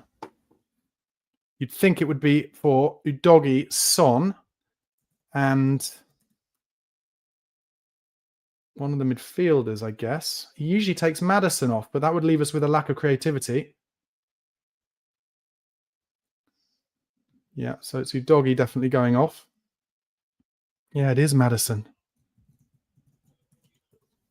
So we're going for engine for the last 10 minutes in midfield, and a severe lack of creativity. They must know something at Spurs to do with Madders getting in the red zone of fatigue, which is why they bring him off with 10 minutes to go of every game.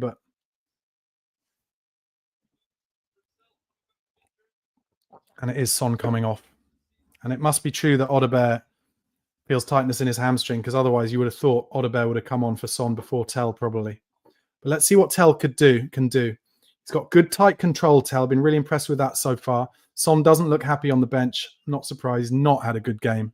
But he was pretty responsible for the goal, so we'll give him that. Spence fits in at left back straight away. Long ball sorted by Romero. And then Sarr kicks it on to the Frankfurt player. But no, actually that's a Frankfurt throw-in. Spence caught ahead of the ball a little bit there. Has to work back. Bergvall still working so hard. As is Solanke. As is now Matthias Tell. Goes back to the keeper. Oh, he dinks it over Solanke. Very brave. Spurs press, putting them under loads of pressure here, and they have to go long eventually. And then Porro goes through. It's a clash of heads, is it? Clash of heads, Porro.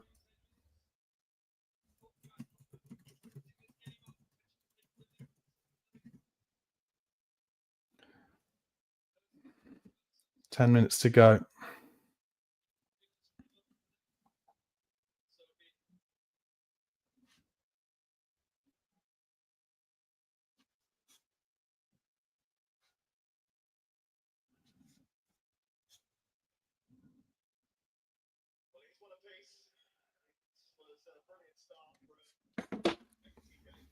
Just showing a replay of Ekitike's goal. It was brilliant. Brilliant finish right in the corner, off of the inside of the post. But then Madders did brilliantly for our goal, and what a finish from Porro. Spurs have to not concede. Whatever happens, they have to not concede in this last 10 minutes of the game. Have to. Okay, Porro seems all right after that clash of heads. It's another couple of probably 2 minutes that will be added to the end. Little shake of the head as they cut to Daniel Levy there. Okay, they go back, Frankfurt, to the keeper, Santos.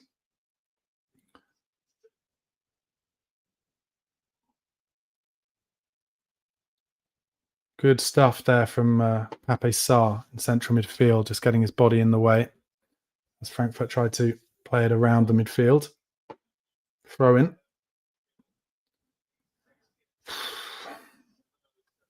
And again, Frankfurt go backwards. And then they go long down the line. Van der Ven wins the first header. And good touch from Bentancur, and brilliant on the turn as well. Breaking forward, gives it out to Tell. He's got Spence outside. He's got to find him. Spence at the byline now. Can he get across? Cuts it back. Chance Johnson. Over the bar. And that was almost exactly the same chance that he scored at the weekend against Southampton.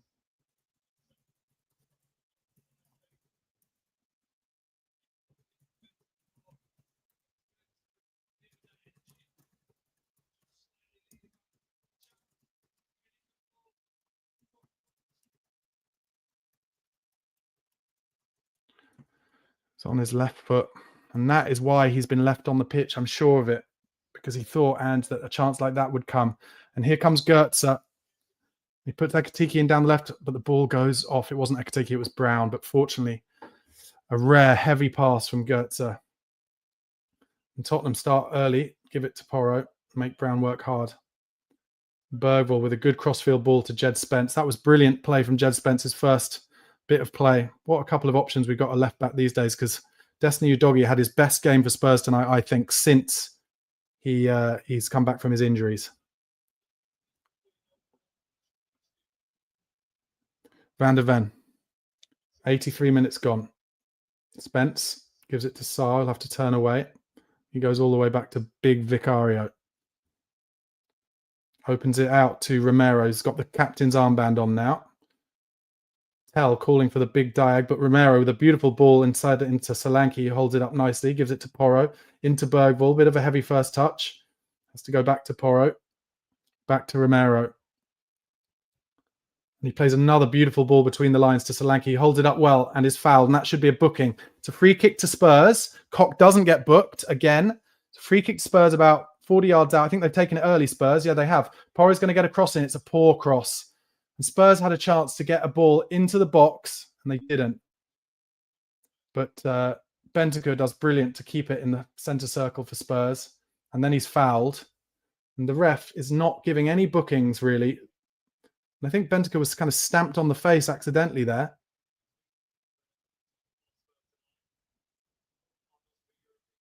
Okay.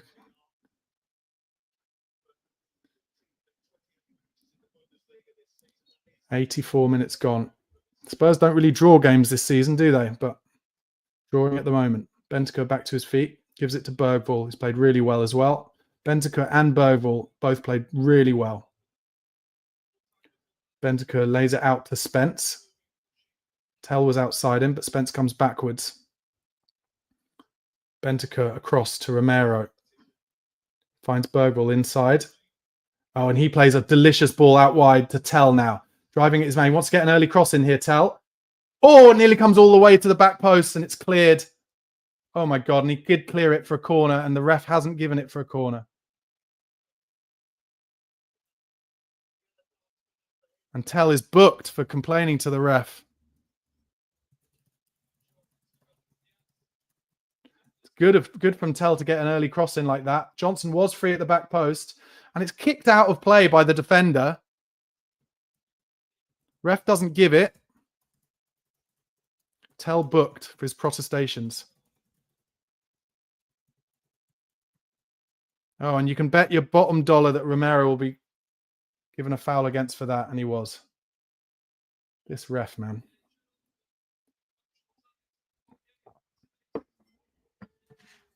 Five minutes left before added time. Still Tottenham 1, Frankfurt 1.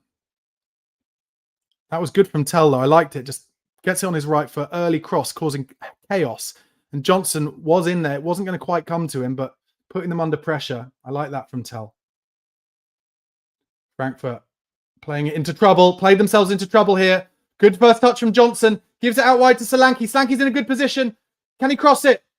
No, he crosses it straight to the fucking keeper. Fuck's sake.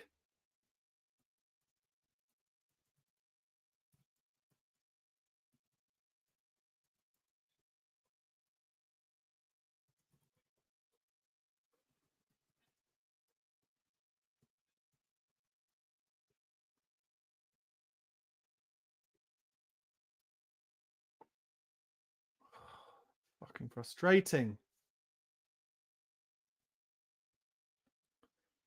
Now Frankfurt, some space down the left. That was a great position from Spurs. We won it. We put them under pressure. We won it high. They played themselves into trouble. More pressure here from Bentancur and Spence. Oh, that's a throw into Frankfurt.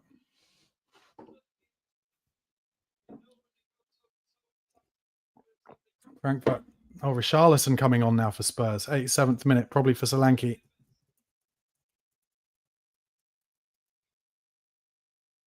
Don't mind that. He's worked his nuts off. And Rishi will too, I'm sure. Come on, Rishi. Make yourself a hero. Another European goal. Remember that header in the Champions League? Bang.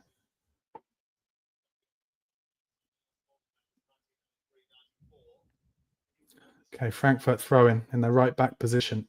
More pressure from Tell, but they drop a ball over the top. Van der Ven being pressured here. And he just kicks it out. Good lad.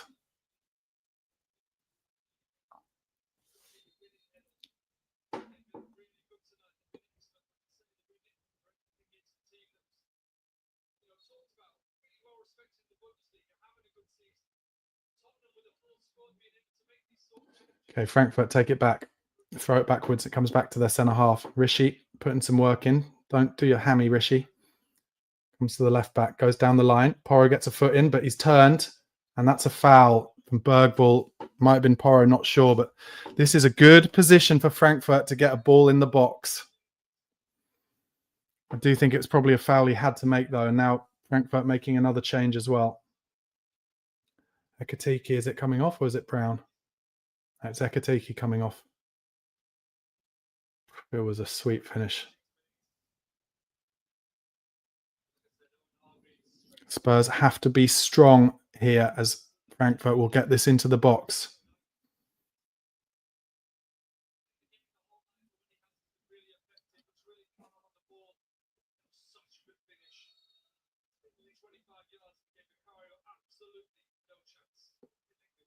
And they take it quickly.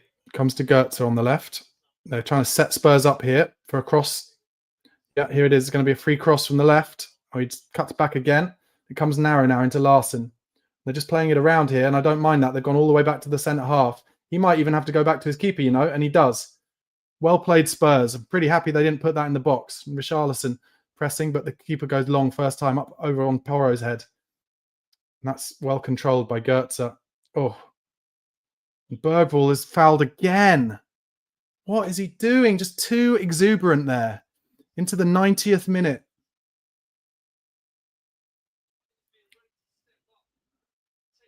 Frankfurt very happy with this at the moment. They are throwing a centre-back forward for this one, though.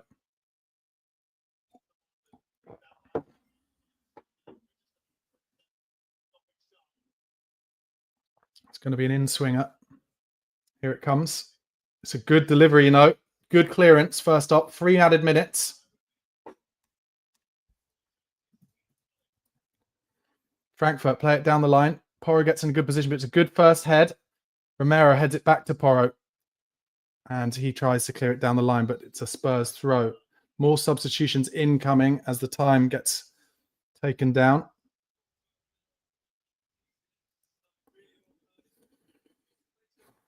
Let me know in the comments how you feel about this at the moment, guys. Said before the game, I felt like we needed a goal or 2 at least to take to Germany. As Goetze comes off, he's had a good game, clever footballer.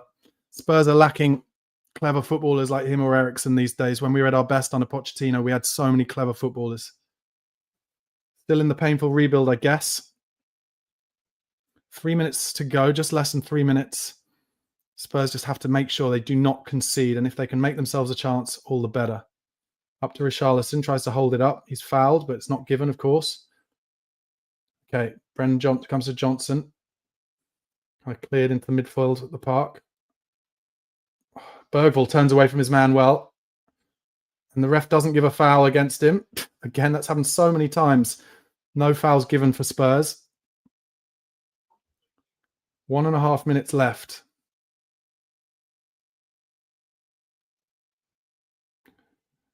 It's that left fullback. They're going to drop it over the top. Romero clears it. Up towards Spence. Can he get it down? Beautiful first touch from Spence. Comes to Bentancur. Gives it out to Tell. Oh, he tries to beat his man, but just unfortunately kicks it off the pitch. That would have been beautiful. Into the last minute now of added time.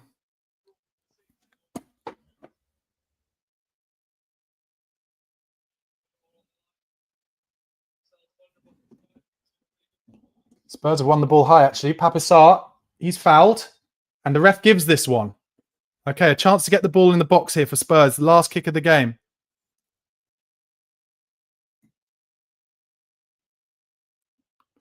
Now, take advantage of this and do get it in the box, I would suggest. Yeah.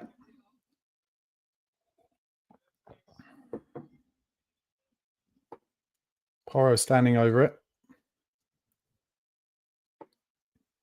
Come on, Pedro. Good delivery here. Get someone on the end of it. It's the last 20 seconds of the game. It gets to the back post. Headed at the back post. Chance! Oh, my God. It's headed across the box from the back post by Bentancur, and Van der Ven gets his head on it, and it's either flicked over the bar by the keeper or it hits the bar. Bentancur's had a brilliant game. He heads it at the far post across the box, and Van der Ven comes in, and it's tipped over the bar. But could Van der Ven have got more on it? He doesn't get much on it. Anyway, here comes the corner. In-swinger from Porro. Come on, Spurs. Oh, it's towards the first man. Okay, got another chance, though. Comes out again. Oh, and it's hit the first man again. Comes to Sarr, who plays a horrible ball back to Spence. He has to go to Vicario. He's going to have to go long. Don't do anything stupid, Vic. He does go long. It's still playing. First header from Frankfurt comes to Sarr. Can you find a player? He does. Tell nearly beats his man. Oh, and then so many decisions gone against Spurs. That, I'm sure, will be the end of it. Ref looking at his watch. That is the end of it.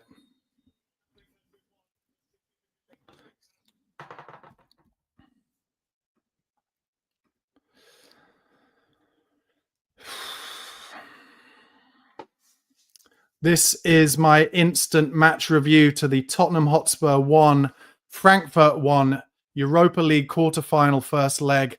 I said before the game, I felt that Tottenham needed to go away from this game with a goal lead or a 2-goal lead minimum to take to Germany, where it will be a raucous atmosphere, where Frankfurt do not lose many games, where they're incredibly comfortable. But I have to say, although Tottenham did play well, certainly one of the grittier performances of the season, as shown by the fact that we've actually drawn a game where we barely draw any games, do we? We made a lot of chances, a lot of half chances. Their keeper made a few saves. We hit the bar, we hit the stanchion. But you have to say that Frankfurt will be incredibly happy with that result. And every time that Frankfurt won the ball in transition in midfield, they looked comfortable, and they had 4-on-2s, they had 3-on-2s, and they should have scored some goals in the second half as well as the first half.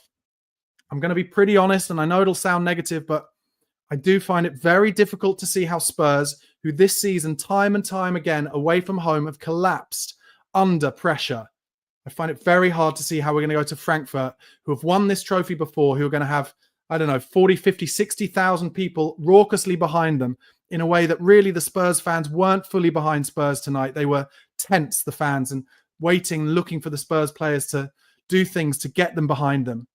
I just find it really difficult to see us getting through it, and extra disappointing if we don't, because in the other quarterfinal on our side of the draw tonight, Bodo Glimt turned over Lazio in Norway 2-0. So you'd have to say Bodo Glimt really looking like the favourites to go through from that one. I don't know what to say, really. A tactical game, a game that on all of the podcasts that I listened to this week, listening to German experts talking about Eintracht Frankfurt, it went exactly as expected, really. A game that really suited Eintracht Frankfurt, knowing that Spurs would have a lot of the possession. They try and move them around. They try and play in patterns, but Frankfurt would sit deep and then hit with pace. And after just 5 minutes, it was classic Tottenham. We lost the ball in central midfield, James Maddison turning the wrong way, and then just one pass to their golden player, Ekitike, on the left-hand side, 10 yards inside the Tottenham half. And he just ran the length of the pitch untroubled. Pedro Porro just let him come closer and closer. He didn't play him, didn't show him to the outside, showed him inside. And when he showed onto his inside, Romero didn't try and stop the shot, really. Van der Ven wasn't able to get across. Bentancur wasn't there, and he just slots it into the far corner. So disappointing to concede like that, and really kind of set the tone for what was a difficult first 20, 25 minutes. But Tottenham did get their equaliser on 25 minutes. A brilliant, brilliant goal from Pedro Porro. Started with a lovely pass from Son Heung-min, a good run from Dominic Solanke into the inside left position in the 18-yard box. He holds it up, gives it to James Maddison, who was very brave on the ball, considering he'd made the mistake for the opening goal for Frankfurt. Takes on his man, gets to the byline, cuts it back, and a brilliant piece of play from Pedro Porro with the kind of Johan Cruyff flick with the ball behind him, puts it into the goal. One thing that really frustrates me about Spurs, and I have to say it, we just seemingly only make the same chances, which is always about kind of getting to the byline. What I will say, though, is, like I mentioned, we did hit the bar and the stanchion today. Rodrigo Bentancur, I will go into kind of player ratings in a minute, but Rodrigo Bentancur had his best game in a long, long time as a Spurs player, as a minesweeper, as a kind of firefighter in that 6 role. I was very impressed. Lucas Bergvall, for his age, just an absolute standout. And it was him who hit the stanchion with a shot from 30, 35 yards inside right position and hits the stanchion, the top left-hand corner. So unlucky. And I'm sure in his post-match press conferences tonight, Ange Postecoglou will say that Spurs are unlucky. Spurs should have won the game. Spurs had the better of all the chances. But I would say we never cut them open, and we always struggle to cut teams open who play that kind of mid to deep block. And then the times where we did kind of win the ball high from them and get in at them when we had overloads, just took an extra touch too many times. There was a time Solanke took an extra touch. Brennan Johnson got in a few difficult, decent positions, but extra touched it off the pitch, and just a lack of rhythm. But what I will say is that was our best performance in a long while. It was our best performance in a long while. And it'll be interesting to see whether Ange is tempted to play the same team against Wolves, because they need to get rhythm in their legs. They need to keep working on how to play together. But you've got to think Van der Ven, who just kind of Rolls-Royced his way through the game without getting in any trouble whatsoever. You've got to think he'll be rested at the weekend. And it'll be interesting to see who else gets rested. I'll go for my player ratings now. Vicario had very little to do. Good with the ball at his feet, played some important passes in between his two centre-backs into midfielders coming deep. He had no chance with the goal. He claimed an early corner well. No real pressure from him. There were just a few occasions where maybe Eintracht could have shot at him and didn't, and crossed and tried to score that way. So he didn't have to do anything there. He had to make a pretty easy save right in the 45th minute, actually. One of the most frustrating moments of the match. 1-1 going into half-time, the last kick of the game, and Spurs allow themselves to get in a situation where Eintracht Frankfurt had a 4-on-2 against them. Absolutely mortifying. And in the end, due to some bad passing, they did get a shot off, but pretty much Vicario was able to save it pretty easily down to his right. Eintracht Frankfurt players celebrating, jumping up and down in front of their fans there. They're obviously very, very happy with that result. Let's hope we can stuff that down their throats in the second leg. We're going to have to go there not as favourites, and we're going to have to put on the best performance under Ange Postecoglou in his entire tenure. It's as simple as that. That is the pressure that he is under. He's going to have to go away from home and prove that under pressure, this team can do it. I'm not sure they can. Anyway, back to the player ratings. Pedro Porro worked really hard, played really well.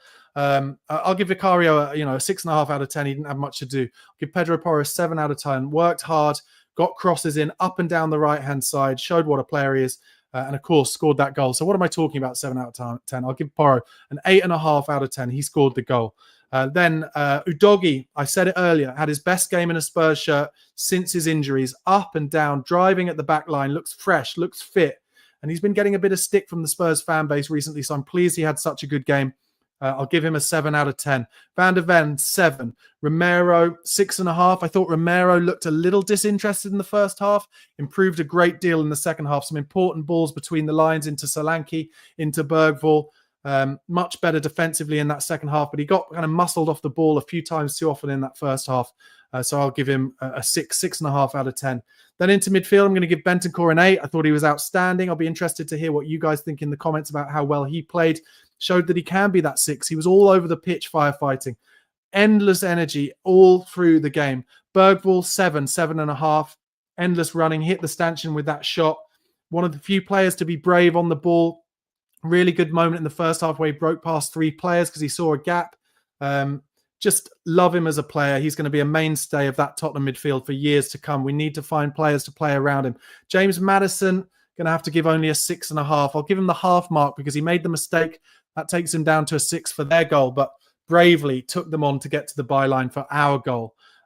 He tried to make things happen throughout the game, Maddison, but he wasn't at his best. He's not been at his best. And once again, taken off with about 10 minutes to go of the game. Clearly, he suffers from fatigue, and they're not willing to risk him for 90 minutes. But to play that last 10 minutes once again, and it's happened game after game after game without a real creator on the pitch, very frustrating indeed. And we need him to be on the pitch for all the game, when especially when Deki Kulusevski isn't available. I guess it's worth saying that there's a small chance that Kulusevski could be available for that second leg. And by God, we would need him, but he hasn't played for a long time, so it's unlikely that he would start, isn't it? Then into the forward line, I'm sorry, I'm going to have to say Son again, 5 out of 10. Very poor performance overall. He did play a good pass into Solanke that set up the first goal, but just hasn't got the pace at the moment to get away from a man, either outside his fullback or even inside his fullback, and just time and time again having to go narrow and backwards with the ball. Very frustrating. I love Sonny, but there's something not quite right with him. Maybe he's playing with an injury. He reminds me of Kane playing for England during the summer, where it was clear that Kane was kind of playing with a knock and was like 20% off his best. And that's what Son has been as far as I'm concerned. Johnson, I'm going to have to go 5.5, 6 out of 10. Very poor. Poor touches. Classic Johnson, when he's not finishing goals for you, he's not really in the game. And he had a gilt-edged chance with about 10 minutes to go. Exactly the same chance he had against Southampton at the weekend. Came to him on his left, cross from Jed Spence at the byline. And he leans back on it with his left foot and it flies over the bar. Very frustrating. That could have been a real moment in time for Brennan Johnson. And Solanke, I'll give a 6.5, 7, because he works so hard. But once again, another game where we don't make him a single chance. And he's just a doggy runner. I feel for him. In this system, it is not built for number 9s whatsoever. It is not built for him. Yeah, he didn't have much to do. His hold-up play was good. I'll give him 6.5. His hold-up play was good. He worked his nuts off. But yeah, I can't really give him any more than that. So realistically, going to that away leg next Thursday, I don't hold up a great amount of hope. I think the atmosphere at the Frankfurt Stadium will make a 12th man for them, and I think it will be very difficult for Spurs. But I'm sure we will make chances there, and we have to be more clinical there than we were here. And we have to hope that we can put on a performance like we did at Villa last season or at the Etihad this season. And if we do, if we can roll them over like we did those massive teams, then that would see us through to the semi-final. We're still in it, and that means that Ange is still in a job, and you know, he's playing with fire, but he's still in it, and we're still in the tournament. Maybe we can do something magical next week. All right, that has been my instant match reaction to the Tottenham 1, Eintracht Frankfurt 1 Europa League quarterfinal. Please do give this video a like. Please do press subscribe on the channel if you haven't already, and come on, you Spurs.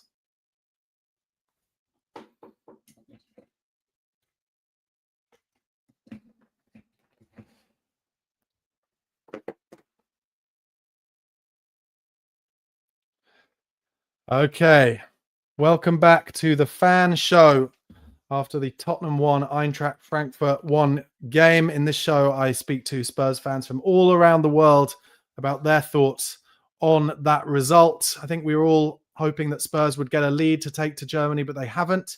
Meanwhile, Manchester United in the other match have drawn 2-2 away at Lyon. That's a good result for them. And Rangers have drawn 0-0 against Athletic. Earlier in the quarterfinals, Bodo Glimt turned over Lazio 2-0 to make them the heavy favourites to go into the semi-finals. But Spurs could not win at home, unfortunately. And I'm going to talk to some of the Spurs fans from around the world about that. I'm going to start off in Malta with one of our regulars, Melvin. Melvin, can you hear me? And what did you make of that game? Yeah, I can hear you. It was not the worst performance. I mean, if you take the result out of it, we actually didn't play that bad. Disappointed to concede. I thought if in a European game when the aggregate is so important, I thought we would have defended better. I thought we would have learned from our mistakes and not let them have the ball in such areas, close them down quicker.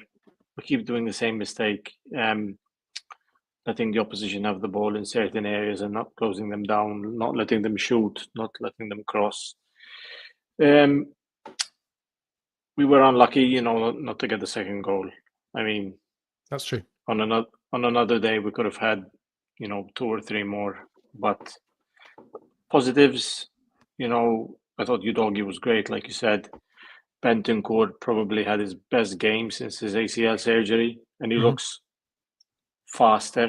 To be honest, he moves across the pitch a lot better. And we had reports last season that Bentancur won't return till full fitness until like 6 months, you know, into the next season, which is sort of what's happening. He looked great. He ran past a couple of players, Bentancur, and it showed because his he mopped up well.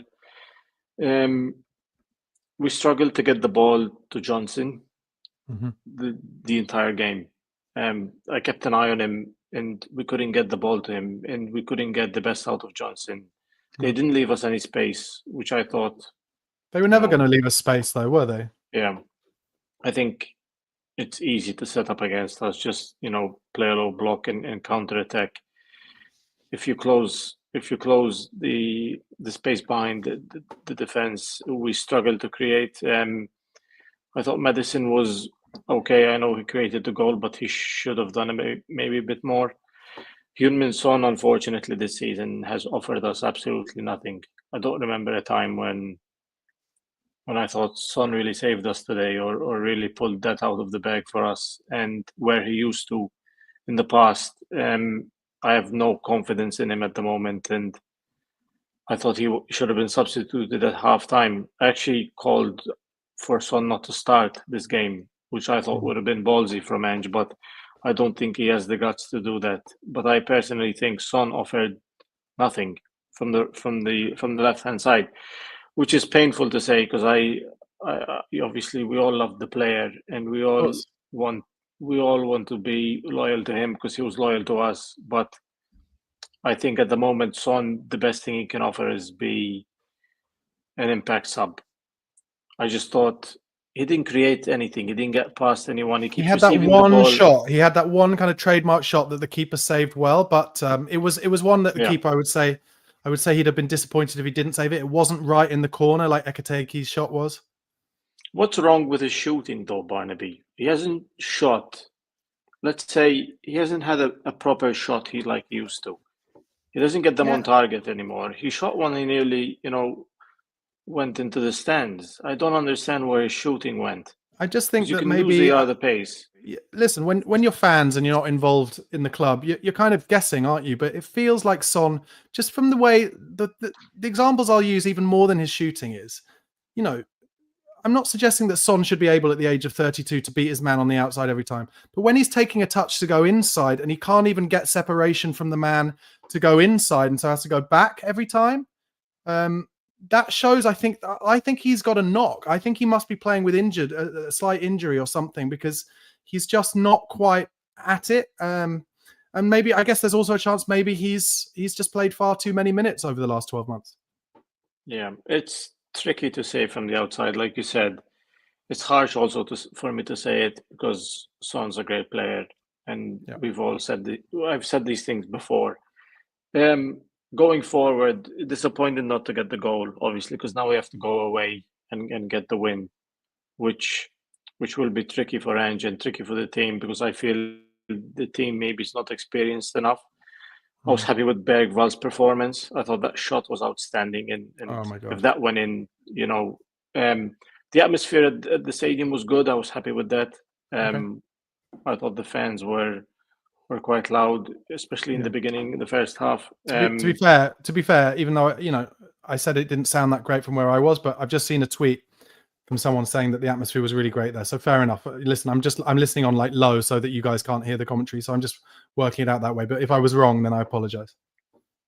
Yeah, the substitutions were not bad either. I thought they could have been done maybe a bit earlier to have a proper impact. I thought Tell should have been brought on earlier. There was rumors of Odebear with possible injury, so probably why he wasn't brought on earlier as well. Richarlison, I thought maybe should have been given slightly more time. We need to have more impact players. What more can I say? I'm just gonna show this comment here, Melvin, from Miss Natalia Maria, who seems to be pretty livid with me in the comments. So Spurs' best performance in months, and the fans are still complaining. Get a grip and get over yourselves. Well, I did say in the post-match review that I thought it was our best performance in months, and that's true. But I think the disappointment, Natalia, comes from the fact that I think to be realistic, I personally felt that we needed to get a win today, and we needed to be more clinical. And there's no problem in being disappointed that we weren't more clinical. You can still say we had we played our best performance in a while, and hopefully that will lead to an even better performance. And look, there is, as far as I'm concerned, I'll be interested to see what you think of this, Melvin. But there will be, although they'll have an amazing atmosphere in Germany next week, there will be slightly more pressure on them at home to come forward and to dominate the ball more. And that could lead to more space in behind for Spurs. So I don't think that Tottenham won't make chances next week. But I do think now we're no longer favourites for the tie, if indeed we were before. Yeah, I mean, if they come out and leave us room to attack them, it's possible it works out better for us. I mean, we're still in the tie. Yeah, I don't believe for 1 second that we don't have a chance. I mean, we're still a good team. We outplayed them today. If it wasn't for a mistake and in the midfield losing the ball and then not closing it down, I felt they wouldn't have scored. They didn't test us very much. Vicario didn't have much to do. While on the other end, we tested them a lot more than they tested us. I felt we were unlucky not to score 2 or 3 today. If maybe the team was more confident, and I think the more time went on, the more we struggled to score. And if we scored early, let's say in the 50th minute or 60th minute, I thought that maybe we would have got a third more easy. But sometimes in football, the more times goes on, the more pressure builds up. The atmosphere gets a bit quiet, the more tense. But I think unlucky today, but happy with the performance overall. Yeah, Tom Lowry in the comments there just saying, whinging for a change, Barnaby. That's not like you being sarcastic. Well, I would go with what Ashen Wizard has said here. We're a top 5 club. We should expect more. We can't give a pat on the back for just trying. That's how I feel. Like, the reality is, I'm afraid, you can't take each game in a vacuum as far as I'm concerned. Yes, I'm feeling negative about Spurs at the moment because we're 13th, 14th in the league, and yes, I thought they performed better tonight, but we do deserve more as fans, I personally believe. Listen, Melvin, thanks so much for coming on the show. As per usual, you've been a great guest. And let's talk again after the Wolves game at the weekend. Yeah, all the best, man. See you. Cheers, mate. Bye-bye. Okay. Next up, we're going to Ireland and another regular, Noel. How are you doing, Noel? Good, Barnaby. Yourself? Yes, Yeah. I'm okay. Frustrated, I'd say. It would have been good if it felt maybe a bit like we needed one to go off someone's backside today. Do you know what I mean? We weren't able to score that perfect second goal. Absolutely. Yeah, it's disappointing, but we're still in it. I mean, we were 1-0 down after 6 minutes, and there was a lot of doom and gloom about. I was actually keeping an eye on some of the comments that were coming in on your stream, and people were getting very, very negative. Yeah. And played themselves a bad mistake, obviously, in midfield, and no real cover. But other than that, they didn't really test us that much. But I thought the goal that we created was brilliant. The run by Solanke, and Madison obviously made up for his mistake, and Porro put it away quite well.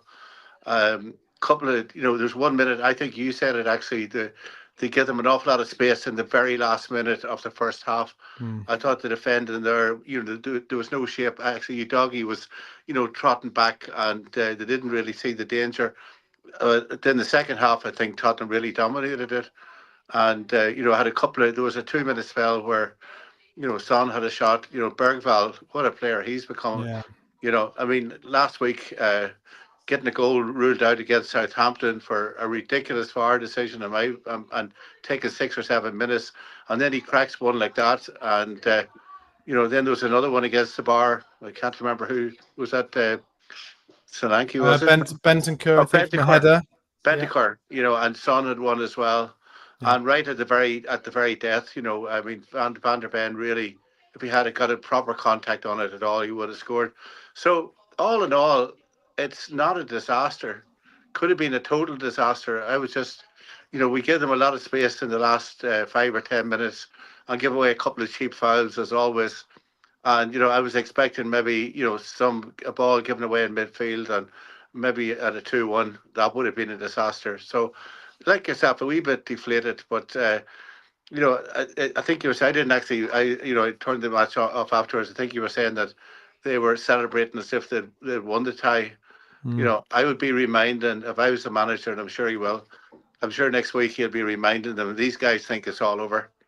And, they can go to Germany, and, they still have to score as well. It's not like the old days of, the away goal rule. A 0-0 draw would have brought them through. So yeah. I'm actually confident, if there ever is going to be a salvation for this season, next Thursday is the day. And I don't think it's over by a long shot. But I do agree with Melvin. I saw like Richarlison was coming on in 87 minutes. He's not going to do anything in 6 minutes, 3 minutes, and 3 minutes of injury time. He should have been on, but I would give a player at least 15 minutes. Like Solanke, has run himself into the ground, but again, we're not making the chances for him. So he could easily have put on Richarlison, in say the 75th minute. But not a disaster, but it was looking like it early on. Obviously, you've been watching Spurs a long time. Yeah. How would you envisage next week's game will go? Do you think it'll be exactly the same, and we'll have most of the ball and they'll try and hit us on the break, or do you think they will be forced to kind of come forward a bit more and put us under pressure because of the crowd? I think the latter. I think they will be forced to come out and play a bit. You know, they were obviously playing on the break tonight. You know, I mean, I think Tottenham would, will play a wee bit deeper than they normally would. You know, if they give them space in their own ground behind us, you know, they could really hurt us very badly. You know, the guy that scored the goal is obviously a wonderful player. You wouldn't want to be giving him too many chances in behind you. Yeah. I think it'll be a completely different game next week. And, you know, you said it yourself, you know, I mean, what happens against Wolves on Sunday? You know, will they rest some of the players or will they keep the momentum going? Would you rotate them all? I wouldn't. No, I wouldn't. You know, the league is still important, and you know, I wouldn't. I would play as strong a team as possible and give some players. I mean, I don't think Van der Ven will play. No. You know, and he looked great again, though, didn't he? He was brilliant, absolutely brilliant. Like he's a Rolls Royce. You know, there was one tackle in the first half when they were bearing down a goal, and he's got big long legs. You know, and he just wrapped that leg around the ball, and the danger was gone. You know, he sniffs out danger. Like he is a fabulous player. Very disappointed, you know, that he didn't get the proper contact at the end. Yeah. And you know, he would have really. It seemed like kind of just behind him slightly, almost, didn't it? It sort of did, yeah, yeah. But again, Melvin says a lot of things, and I would like to say, like Johnson really didn't get into it tonight. You know, there was no outlet for him. It was very tight when we got into that area of the pitch. You know, they were defended very deeply. Yeah. And I don't know. I think it's okay. It's okay. But I think I agree with you that it's the best they played in a long, long time. And, you know, the luxury that they had, you know, being able to, put on players of the quality that they were, you know, I mean, that was good. And I'm really, you know, getting really impressed with Bergvall. I think it was a wee bit critical of him a few weeks ago when I said he was, you know, jumping about all over the place. But my God, you know, he does try to. He's the man. He's now coming and taking it off the back four, taking it off Vicario. You know, he's now becoming the leader in midfield. You know, and he's only 19. Yeah. You know, so like next year you're going to see, you know, a really super player. You know, and that's the one. And Bentancur, I thought tonight was good. Romero, Porro, I thought played well as well, but maybe a couple of times were caught. And I actually thought Udogie had some great runs. Yeah, and Natalia in the comments, I've just put that up because she says Destiny silenced a few critics. I agree. I thought he looked a lot fresher and more full of drive than I've seen for a while. Absolutely, yeah. He's so dangerous when he gets in those wide positions and gets outside Son. I just sometimes think when he's defending, you know, it was at that moment in the 45th minute where he was sort of coming back. And there was players outside him, and I don't think he sensed the danger. But other than that, I thought he did well. And we were disappointed. Madison, I don't know what he has to do to complete 90 minutes. I suppose, you know, they were looking for that bit more energy in there. And, you know, Sarr can give them that. You know, it's interesting, you know, that he didn't take Bergvall or Bentancur off. So obviously they were doing the job, you know, doing it very, very well. Again, Son I'm sure he's very disappointed. He just doesn't seem to be able to get into the game anymore. And I think you could be right. There's something, he doesn't look happy anymore. You know, he used to play with a smile on his face. Now he's got a frown. So there's maybe something in his personal life. I don't know what it is, or, you know, maybe the pressure is too much for him. But, you know, at the same time, he's still the man that might come up with the goods next week. He might pop up somewhere, and you know, I still would be going into the game with him in the team. Yeah, there's nobody else I would have wanted on that chance that he had saved, but it's just a shame that he didn't put it in the top corner. I think it was a good height for the goalkeeper, but at the same time, it was a chance. It just needed, you know, a wee bit more off to the side, and it would have went in. But you know, there was a great passage of play there, and some good play, and something like we haven't had for a very long time. So a big improvement, I would have thought, you know, definitely. Yeah. And I mean, and these guys are no mugs, you know. These guys are, you know, they're not a bad team. I thought they were a good team, and I thought it suited them, and I think it'll suit them next week. But let's see what happens. Noel, listen, thanks for being a part of the show. Really appreciate it, mate. Let's speak after Wolves.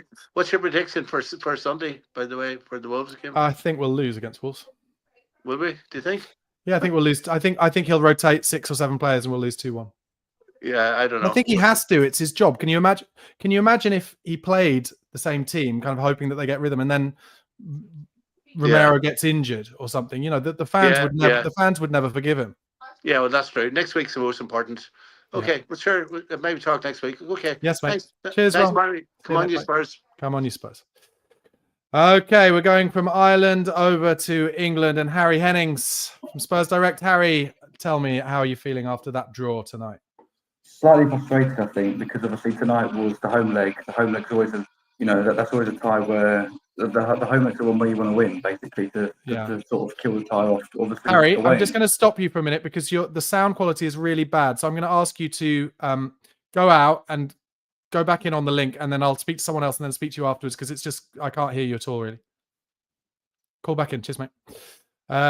Okay, so let's go over to Essex and John. Hello. John, sorry to come at you quite quickly there, mate, but no problem. What are your overall thoughts after that victory? After that draw, after I wish it was a victory. Yeah, a bit frustrated, to be honest. I thought they were there for the taking. We were a bit unlucky, obviously, in the second half with a couple that hit the bar. But same old thing for me. Porro with his defending. I've said on here a couple of times, I just don't like him when he's meant to be defending. Let's play and run at him. He should have shown him the outside. Should have shown Ekitike the outside. He lets them all come in on the inside. I'd like to know how many goals we've let in from players cutting in on him, either scoring at the far post or crossing it to the far post, and players are scoring from there. It happens all the time. And again, I've spoke before, he's our top goal scorer. His goals speak for itself. But Brennan Johnson, if you don't lay a ball across the 6-yard box for him to tap in, what does he do in a game? What does he do? What did he do? He frustrates. Unbelievably. It's like playing with 10 men tonight for all what he done. We might as well have had 10 men out there, honestly. Why do you think he played him tonight then? Because Odebear had a tight hamstring? Yeah, and also, his confidence is up with the 2 goals at the weekend. So, good time to play him. I wouldn't have myself. Like I say, I really don't rate him to be a starter. I'd have him come on with 20 minutes to go. I'd have Son on the bench as well with him and put him on with 20 minutes to go. But I still think we're in the tie. I'll be honest, I thought we'd win by a couple of goals before the game. I really did. But it just shows you how low we've become because we were playing Frankfurt, not Bayern Munich, like it was a few years ago, and beating Real Madrid. It's all hyped up to be biggest game of the season. The media are hyping up Frankfurt to be this top team. We should be putting teams like them away. I mean, what players are there to get into our team other than maybe the young lad who scored the goal? Yeah, maybe him and maybe Larson in the 6, although Bentancur did play well. Listen, do you think there's any chance that we go there next week and we do put them away? Yeah, definitely. Like I say, on our day, we can beat anyone. We've got no excuses. We've got a full team. I could see us going there and getting a win. But on the same side, we could go there, hold our hands up and let them beat us 2-3-0. You just don't know with Tottenham. But I am optimistic. All right. Who impressed you today? Obviously, Brennan Johnson wasn't one of them, but... No, definitely not. I thought Van der Ven, a couple of tackles he made, recovery, absolutely brilliant. I did think you doggy was too bad. And in Bergvall, he never disappoints for me. For a player of his age, I thought it'd take him a little bit longer to get to where he is at the moment. But I just think he's getting better and better. But yeah, Maddison, nothing really. He done that good little turn and shot in the second half. But he's the player. He did set up the goal. We got to give him the credit for the assist. Yeah. But I want to see him threading balls in between the defenders for players to run onto. That's what he used to do. But yeah, I don't know what's the matter with him. He's not the player he was for me. And maybe there's an underlying injury thing there as well, and that's why he's always being taken off with 10 minutes to go. What changes would you make to the starting 11, assuming everyone's fit for this game next week? Well, I'd have Odeberg, however you pronounce his name, playing on the right, maybe, and I'd have Tell on the left instead of Son. And like I say, I just to interrupt you there, mate. I really liked what Tell did. I know it seems simple, but just to bring it on his right foot and get an early cross in and change up, because just every time Son had it, and I'm not going in on Son, he's a club legend, but he slows it down every single time. And I swear, back in the day, he would just whip an earlier cross in, and that caused real trouble. Bend him around the defender. He used to bend him around the defender.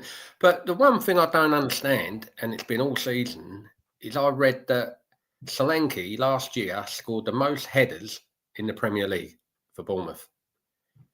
We don't cross the ball to him. No, we don't. You know, the amount of times we get in that position and instead of crossing it, we pass it back to Porro or you doggy, then it comes inside, then it goes over the other side, then back again. You know, that's one bit of the game I really don't understand. He's meant to be great in the air, scored loads of goals for Bournemouth with his head.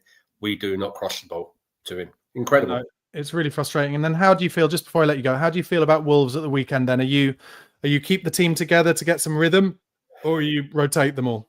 I'll be totally honest with you.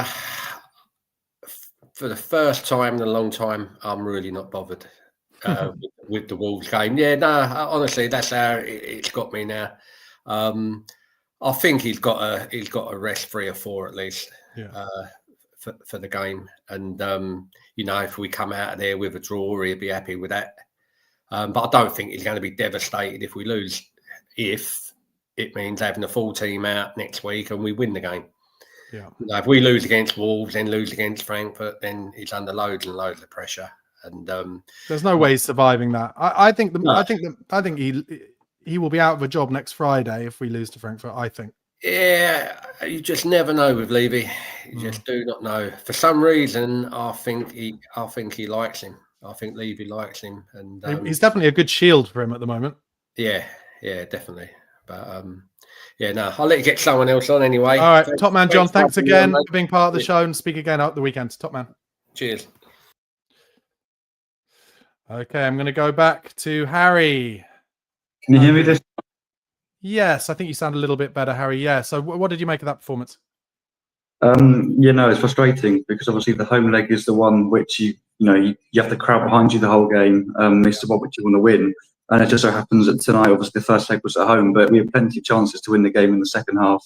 Obviously, the one from Spence with the ball into Johnson against Southampton, it worked perfectly. I just obviously annoying that he couldn't work tonight. But then the one at the end as well with Van der Ven, I was sort of hovering, ready to leap up and celebrate because I thought it was going in. Good save from the keeper, but obviously, as previous guests have mentioned, it was a good height.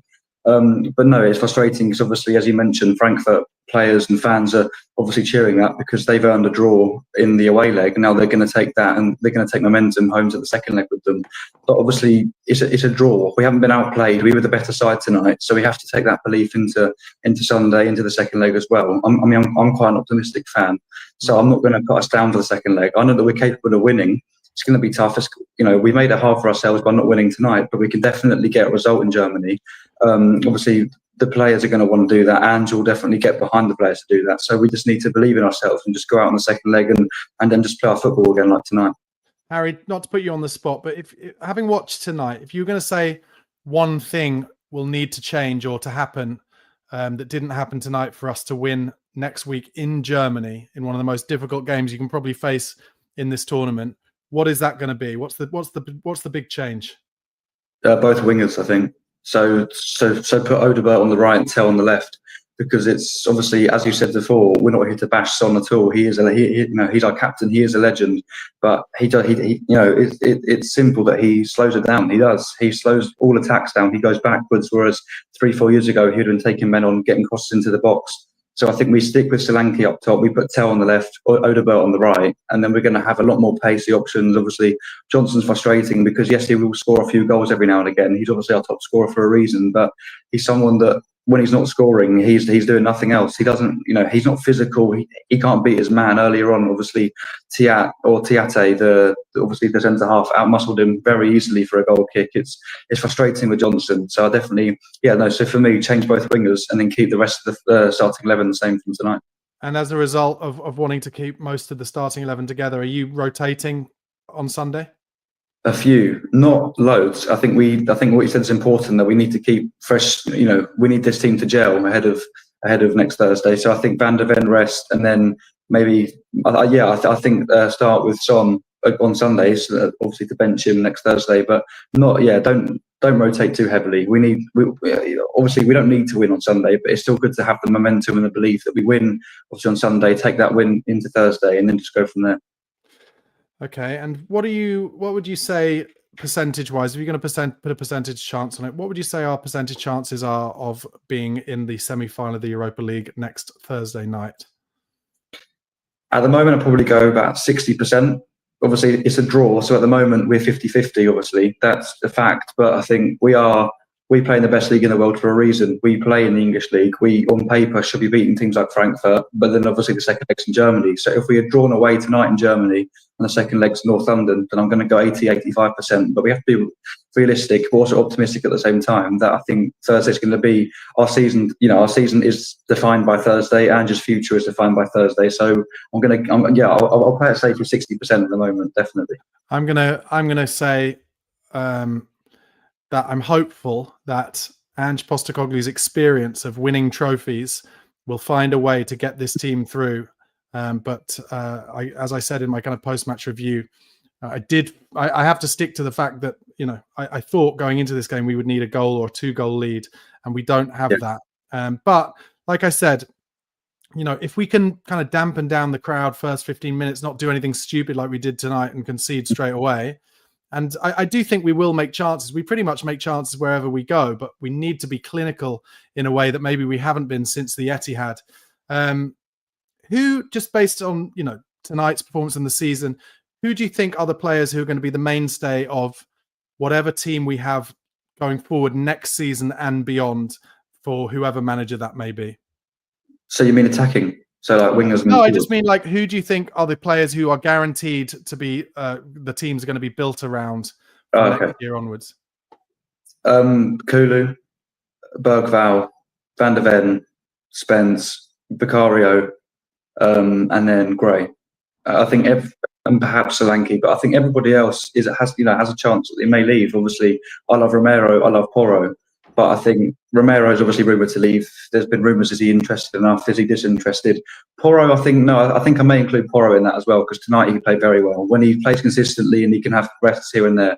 So yeah, I think I'll add Porro to that as well. But then obviously Doggy's got interest, and Doggy's not really been the same since his injury, and since that Chelsea game, no one's been the same. But yeah, I don't think anybody else I could include in that, to be honest with you. All right, Harry, mate, thanks so much for calling in and being part of the show. Really appreciate it. And let's speak again after the Wolves game. Of course. Thank you, Barnaby. See you later. Bye-bye. Okay, next up, going back to Ireland, and Paddy. How are you, Paddy? Not too bad. And yourself, Barnaby? Yes, I'm tired and a bit frustrated, but the season isn't dead. So I guess I should be pretty positive. How are you feeling after that draw tonight? I kind of have to agree with most of what everyone else has said. I think everyone was pretty good, and Maddison was hit and miss, but I think it was the front third really was the issues. Neither winger taking on a man. As you said, Son just playing the ball back. I mean, everyone's saying we should go with Tell and Odebear on the right. I just can't see him not playing Son. It's not going to happen. But Odebear maybe. It's just Johnson just not taking anything on, as you said, just back, playing the ball back, no urgency. But I thought Bergvall was the best player on the pitch first, and I really thought for his age, not just the goal, but bravery, taking on the ball, pressing. I thought he was really, really good. Bentancur had a good game. Agreed. He had a good game as well. I just think it's a big call. I just don't think Ange is going to do it to leave him on the bench in a quarter-final away leg. But I think it needs big calls at this stage of the season. His job's on the line. Yeah, completely agree. What are your genuine feelings on whether we are actually going to get through that game next Thursday? Do you think we're going to still be in the tournament next Friday? I heard the last caller there saying 60%. I'd probably say 40%. I think it's our record in Europe away is pathetic. For some of the really, really, really bad ones we've had in the past. When we lost to the team whose manager was in prison. Yeah, in prison, yeah, that was one of them. Yeah, but I just can't. I don't know. I think the one thing that I think we had a lot of possession today. Second half was really encouraging. Like, we really deserved to get a goal in that second half. Like, we hit the crossbar, the corner, the post, the last minute. That chance with Van der Ven. So I think we can maybe dominate them. I'd just be fearful on them. I mean, that just before half time again, where the striker Etiteke, whatever you call him, was in on goal, and we were all over the place. And like, Porro was really good going forward, but he lost the ball 3 or 4 times as well, and left us really in a muddle at the back. Van der Ven had a good game. I don't know. It probably is a 50-50. Just history would tell you that Spurs away when you really need to do it don't usually step up. Yeah, all we can hope for, I guess, is some kind of like Ajax level madness. But it just, I don't know. To me, it just feels like I said it in the opening tonight. I was like, who is going to take the game by the scruff of the neck tonight? And I'll say, I thought Bentancur tried to. I thought Bergvall tried to. To be fair, Maddison did try to, I guess, in getting on the ball regularly and stuff. And a little bit Romero in the second half, I think, improved. But I think, I think if we look at next week, I'd like to see Richarlison get at least 35, 40 minutes, so we have an option off the bench, up front, even if we need 2. Like, again, you can throw we were on about headers earlier, but he is good in the air at corners. I'd like to see him start against Wolves. Yeah, I'd like to see that too. And hopefully, I heard Ange talking there. He said he didn't think Kula could start next week. He wouldn't be fit to start, but I think he said he hopes he'd have him on the bench. Well, he'd be a great option off the bench, wouldn't he? Yeah, like I saw Moore was on the bench for the last game in Europe. He's on the bench for this game in Europe. He's not on the bench for either of the ones in the league. Don't know what he has to do. He should start on Sunday as well in the Premier League. Yeah, I just think the ones I'd probably rest on Sunday are Basuma's obviously out. He's finished. He's obviously out. Yeah. So I think Spence will start. I'd say I'd probably play Davies and rest Van der Ven. Udogi's he's gonna sit it out, I'd expect, and maybe he might even play Gray at right back at the weekend, and it's probably going to be Sarr. He's probably going to play Sarr, and Odegaard will get a game, and maybe Son will get rested and come on at halftime. I think we lose 2-0. You said 2-1. I think we lose 2-0 at the weekend. Cunha's going to score absolutely, and probably Gomez. Paddy, let me talk you through what could. It's just gone through my head, the potential of the most Spurs thing ever happening, which is that we go to Eintracht Frankfurt next Thursday, put in one of the great performances of our time, turn them over 2 or 3-0. We play Bodo Glimt in the semi-finals and go out. Well, didn't they have either the best or the second best defensive record in Europe? Listen, I watched the last 15-20 minutes of them against Lazio today. They should have won that 4 or 5-0. They were all over them. Absolutely all over them. And they are a proper team. They know exactly what to do in every situation. And I wouldn't fancy going to Norway, to be honest. But, No, if we do get through, it's. I think it's looking more and more likely. I mean, I couldn't believe Bilbao didn't get past Rangers against 10 men tonight. But I think I didn't see how long did Rangers have 10 men for? I think it was near the whole. I think it was the whole second half and a bit of the first half, and Rangers saved a penalty as well. But I think they'll get through in the second half. They'll probably beat. I'm not sure. It looks like United might go through. They got a 2-2 draw away tonight. Yeah. But it's going to be Bilbao in the final. What a game! Like, that would be some atmosphere to be at. Listen, I would do anything for us to get through to the final. But well, who knows? Didn't you say that if you got there, you told Chris? Yeah, I did. Yeah, I won't be doing this. I'm going to be there. Yeah. Well, I've told my partner that if we get there, we're going to make a week of it. Anyway, Paddy, listen, thanks so much for being a part of the show. Really appreciate it. And let's speak again after a game at the weekend. Good luck. Top man. Thanks a lot. Bye-bye. Okay, and finally to Zach, who's been very patient. Zach, thank you so much, mate. How are you feeling, an hour or so after the final whistle of that 1-1 draw? If I'm honest, I was expecting worse with our previous results that have gone. I was expecting worse. I think after the Southampton game, it gave me a little bit of hope. What I've been hearing from friends who had gone to the game and by the commentary is we won the game, but we didn't play well against Southampton, which made me a bit optimistic. We got a win. Hopefully, we can boost it into getting a win today. But obviously, that didn't materialise. I think with a lot of the other callers, that I do agree with them. I think today was actually probably one of our best performances. But like you said yourself, it's like the problem we have with most games is we're not clinical. We haven't got that clinical edge. Son's off it. And if I'm honest, he has been for a few seasons. I hate to say this, I love Son. I think he's a great player. But I think when we had Harry Kane made Son look a lot better than what he is. Because when Kane was there, Son could make those runs, knowing that Kane would find him. Yeah. Kane's gone. There's no one. We haven't got anyone to fill that gap. And also, like it's like my dad says, like Bergval's very good. Bentancur's. We've got a great midfield, but we've got no one really there in that midfield that would control the game. Like we've got no physical presence in that midfield. Yeah, agreed.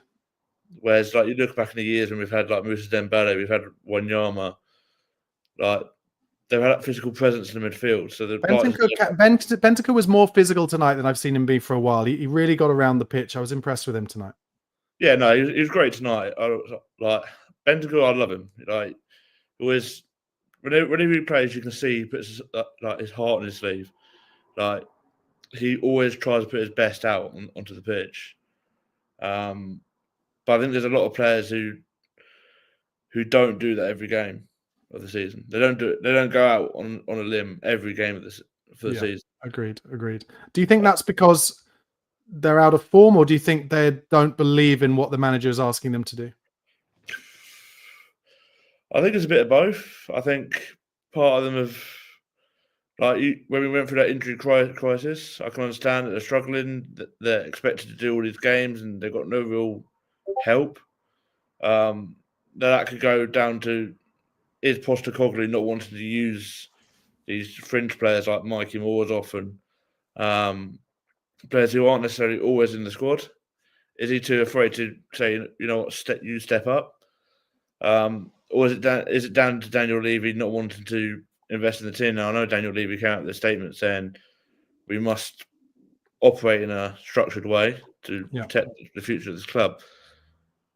Like, sorry, Daniel, you're charging us tickets prices of a top 4 club, and we're now currently sat 14th in the league. Yeah, being beaten by teams that we should be beaten.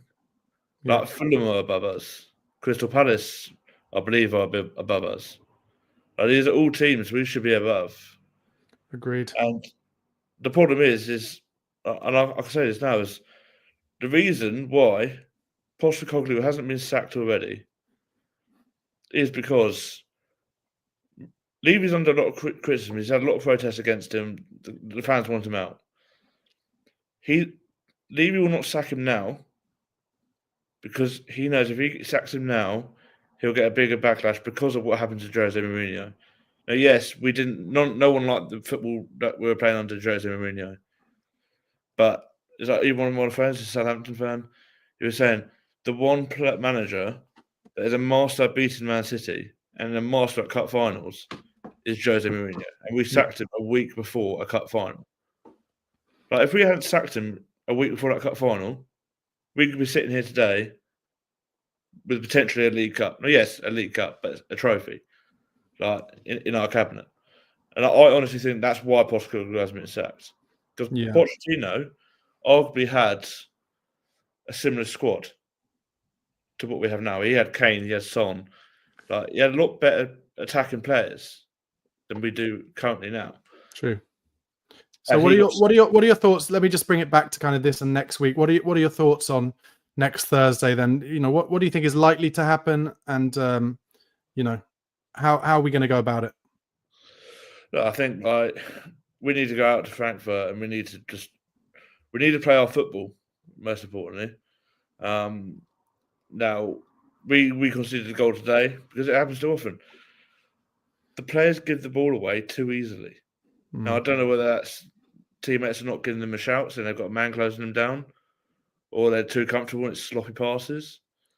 But we need to go out there and we need to take the game to them. We can't sit back and hope and for a counter attack. We've got to pin them in like we did today. If we pin them in, they're going to hit long balls. And I mean, I hate to say it, like since I heard it from one of the other callers, like Romero doesn't look interested. Like he looks like he's lost his initiative to play for the club, like want to play. Yeah, his desire. Like today, I was watching the game, and like I don't know if this has happened in previous games and why we get caught out so much. I don't know whether Postecoglou is telling him to do this or whether he's doing it on his own accord. But he seems to push himself high up the pitch, like sometimes playing as a midfielder or another attacker. Which Van de Ven's very quick, but how many hamstring injuries has he got? And if you're quick, you're susceptible to hamstring injuries or any kind of injury. Yeah, look, Zach. Before I let you go, mate, let's get a prediction from you for the Wolves game firstly, and then the game next Thursday. Yeah, I think Wolves were going to rest a lot of the players. I think Postecoglou and the players have given up on the league season. Like we're not fighting for anything in the league, so I think it'll rest a lot of players. If I'm honest, I think it's going to be like 2 or 3-0 to Wolves. I think they're going to come at us because they're fighting for safety and relegation. Yeah, so they've got stuff to fight for. We haven't. In terms of next week, I think it's going to follow a similar scheme. I think we'll go 1-0 down, and then we'll chase it, and hopefully then I want to go for a 2-1 win for Spurs next I love Thursday. it. I love the positivity, Zach. Listen, thanks so much for being a part of the show, mate. Really appreciate you calling in, and let's speak again after Wolves or next week. Brilliant. Thank you very much. All right, mate. Bye-bye. All right, guys. That has been the Watch Along and the Fan Show. If you want to appear on the Fan Show in future, please email Chris at tottenhamfanchris@gmail.com. That's tottenhamfanchris@gmail.com. It's really important to us that the channel gives everyone a voice, particularly from those around the world. So wherever you're from, please do get in touch. All right, guys, that is the end of today's Watch Along. Thank you so much for sticking with us. Please do give the video a like if you haven't already. Do subscribe to Chris's channel at Chris Cowlin on YouTube, and also my channel at Barnaby Slater _ for daily Tottenham Hotspur content. Do not forget that in about 10 minutes' time, Craig Dimon will be hosting the Spurs Chat podcast, where we'll be joined by Ricky Norwood and Blake Derra. That is on Chris's channel, but not on this stream. So go and find that stream. That will start in about 10 minutes' time. Also, do check out some of the content that Chris has been posting from the Tottenham Hotspur Stadium. He'll be putting the press conferences up there if they're not already up. And look, we're still in it. It was a difficult watch at times, but also we made a lot of chances. It was a better performance from Spurs.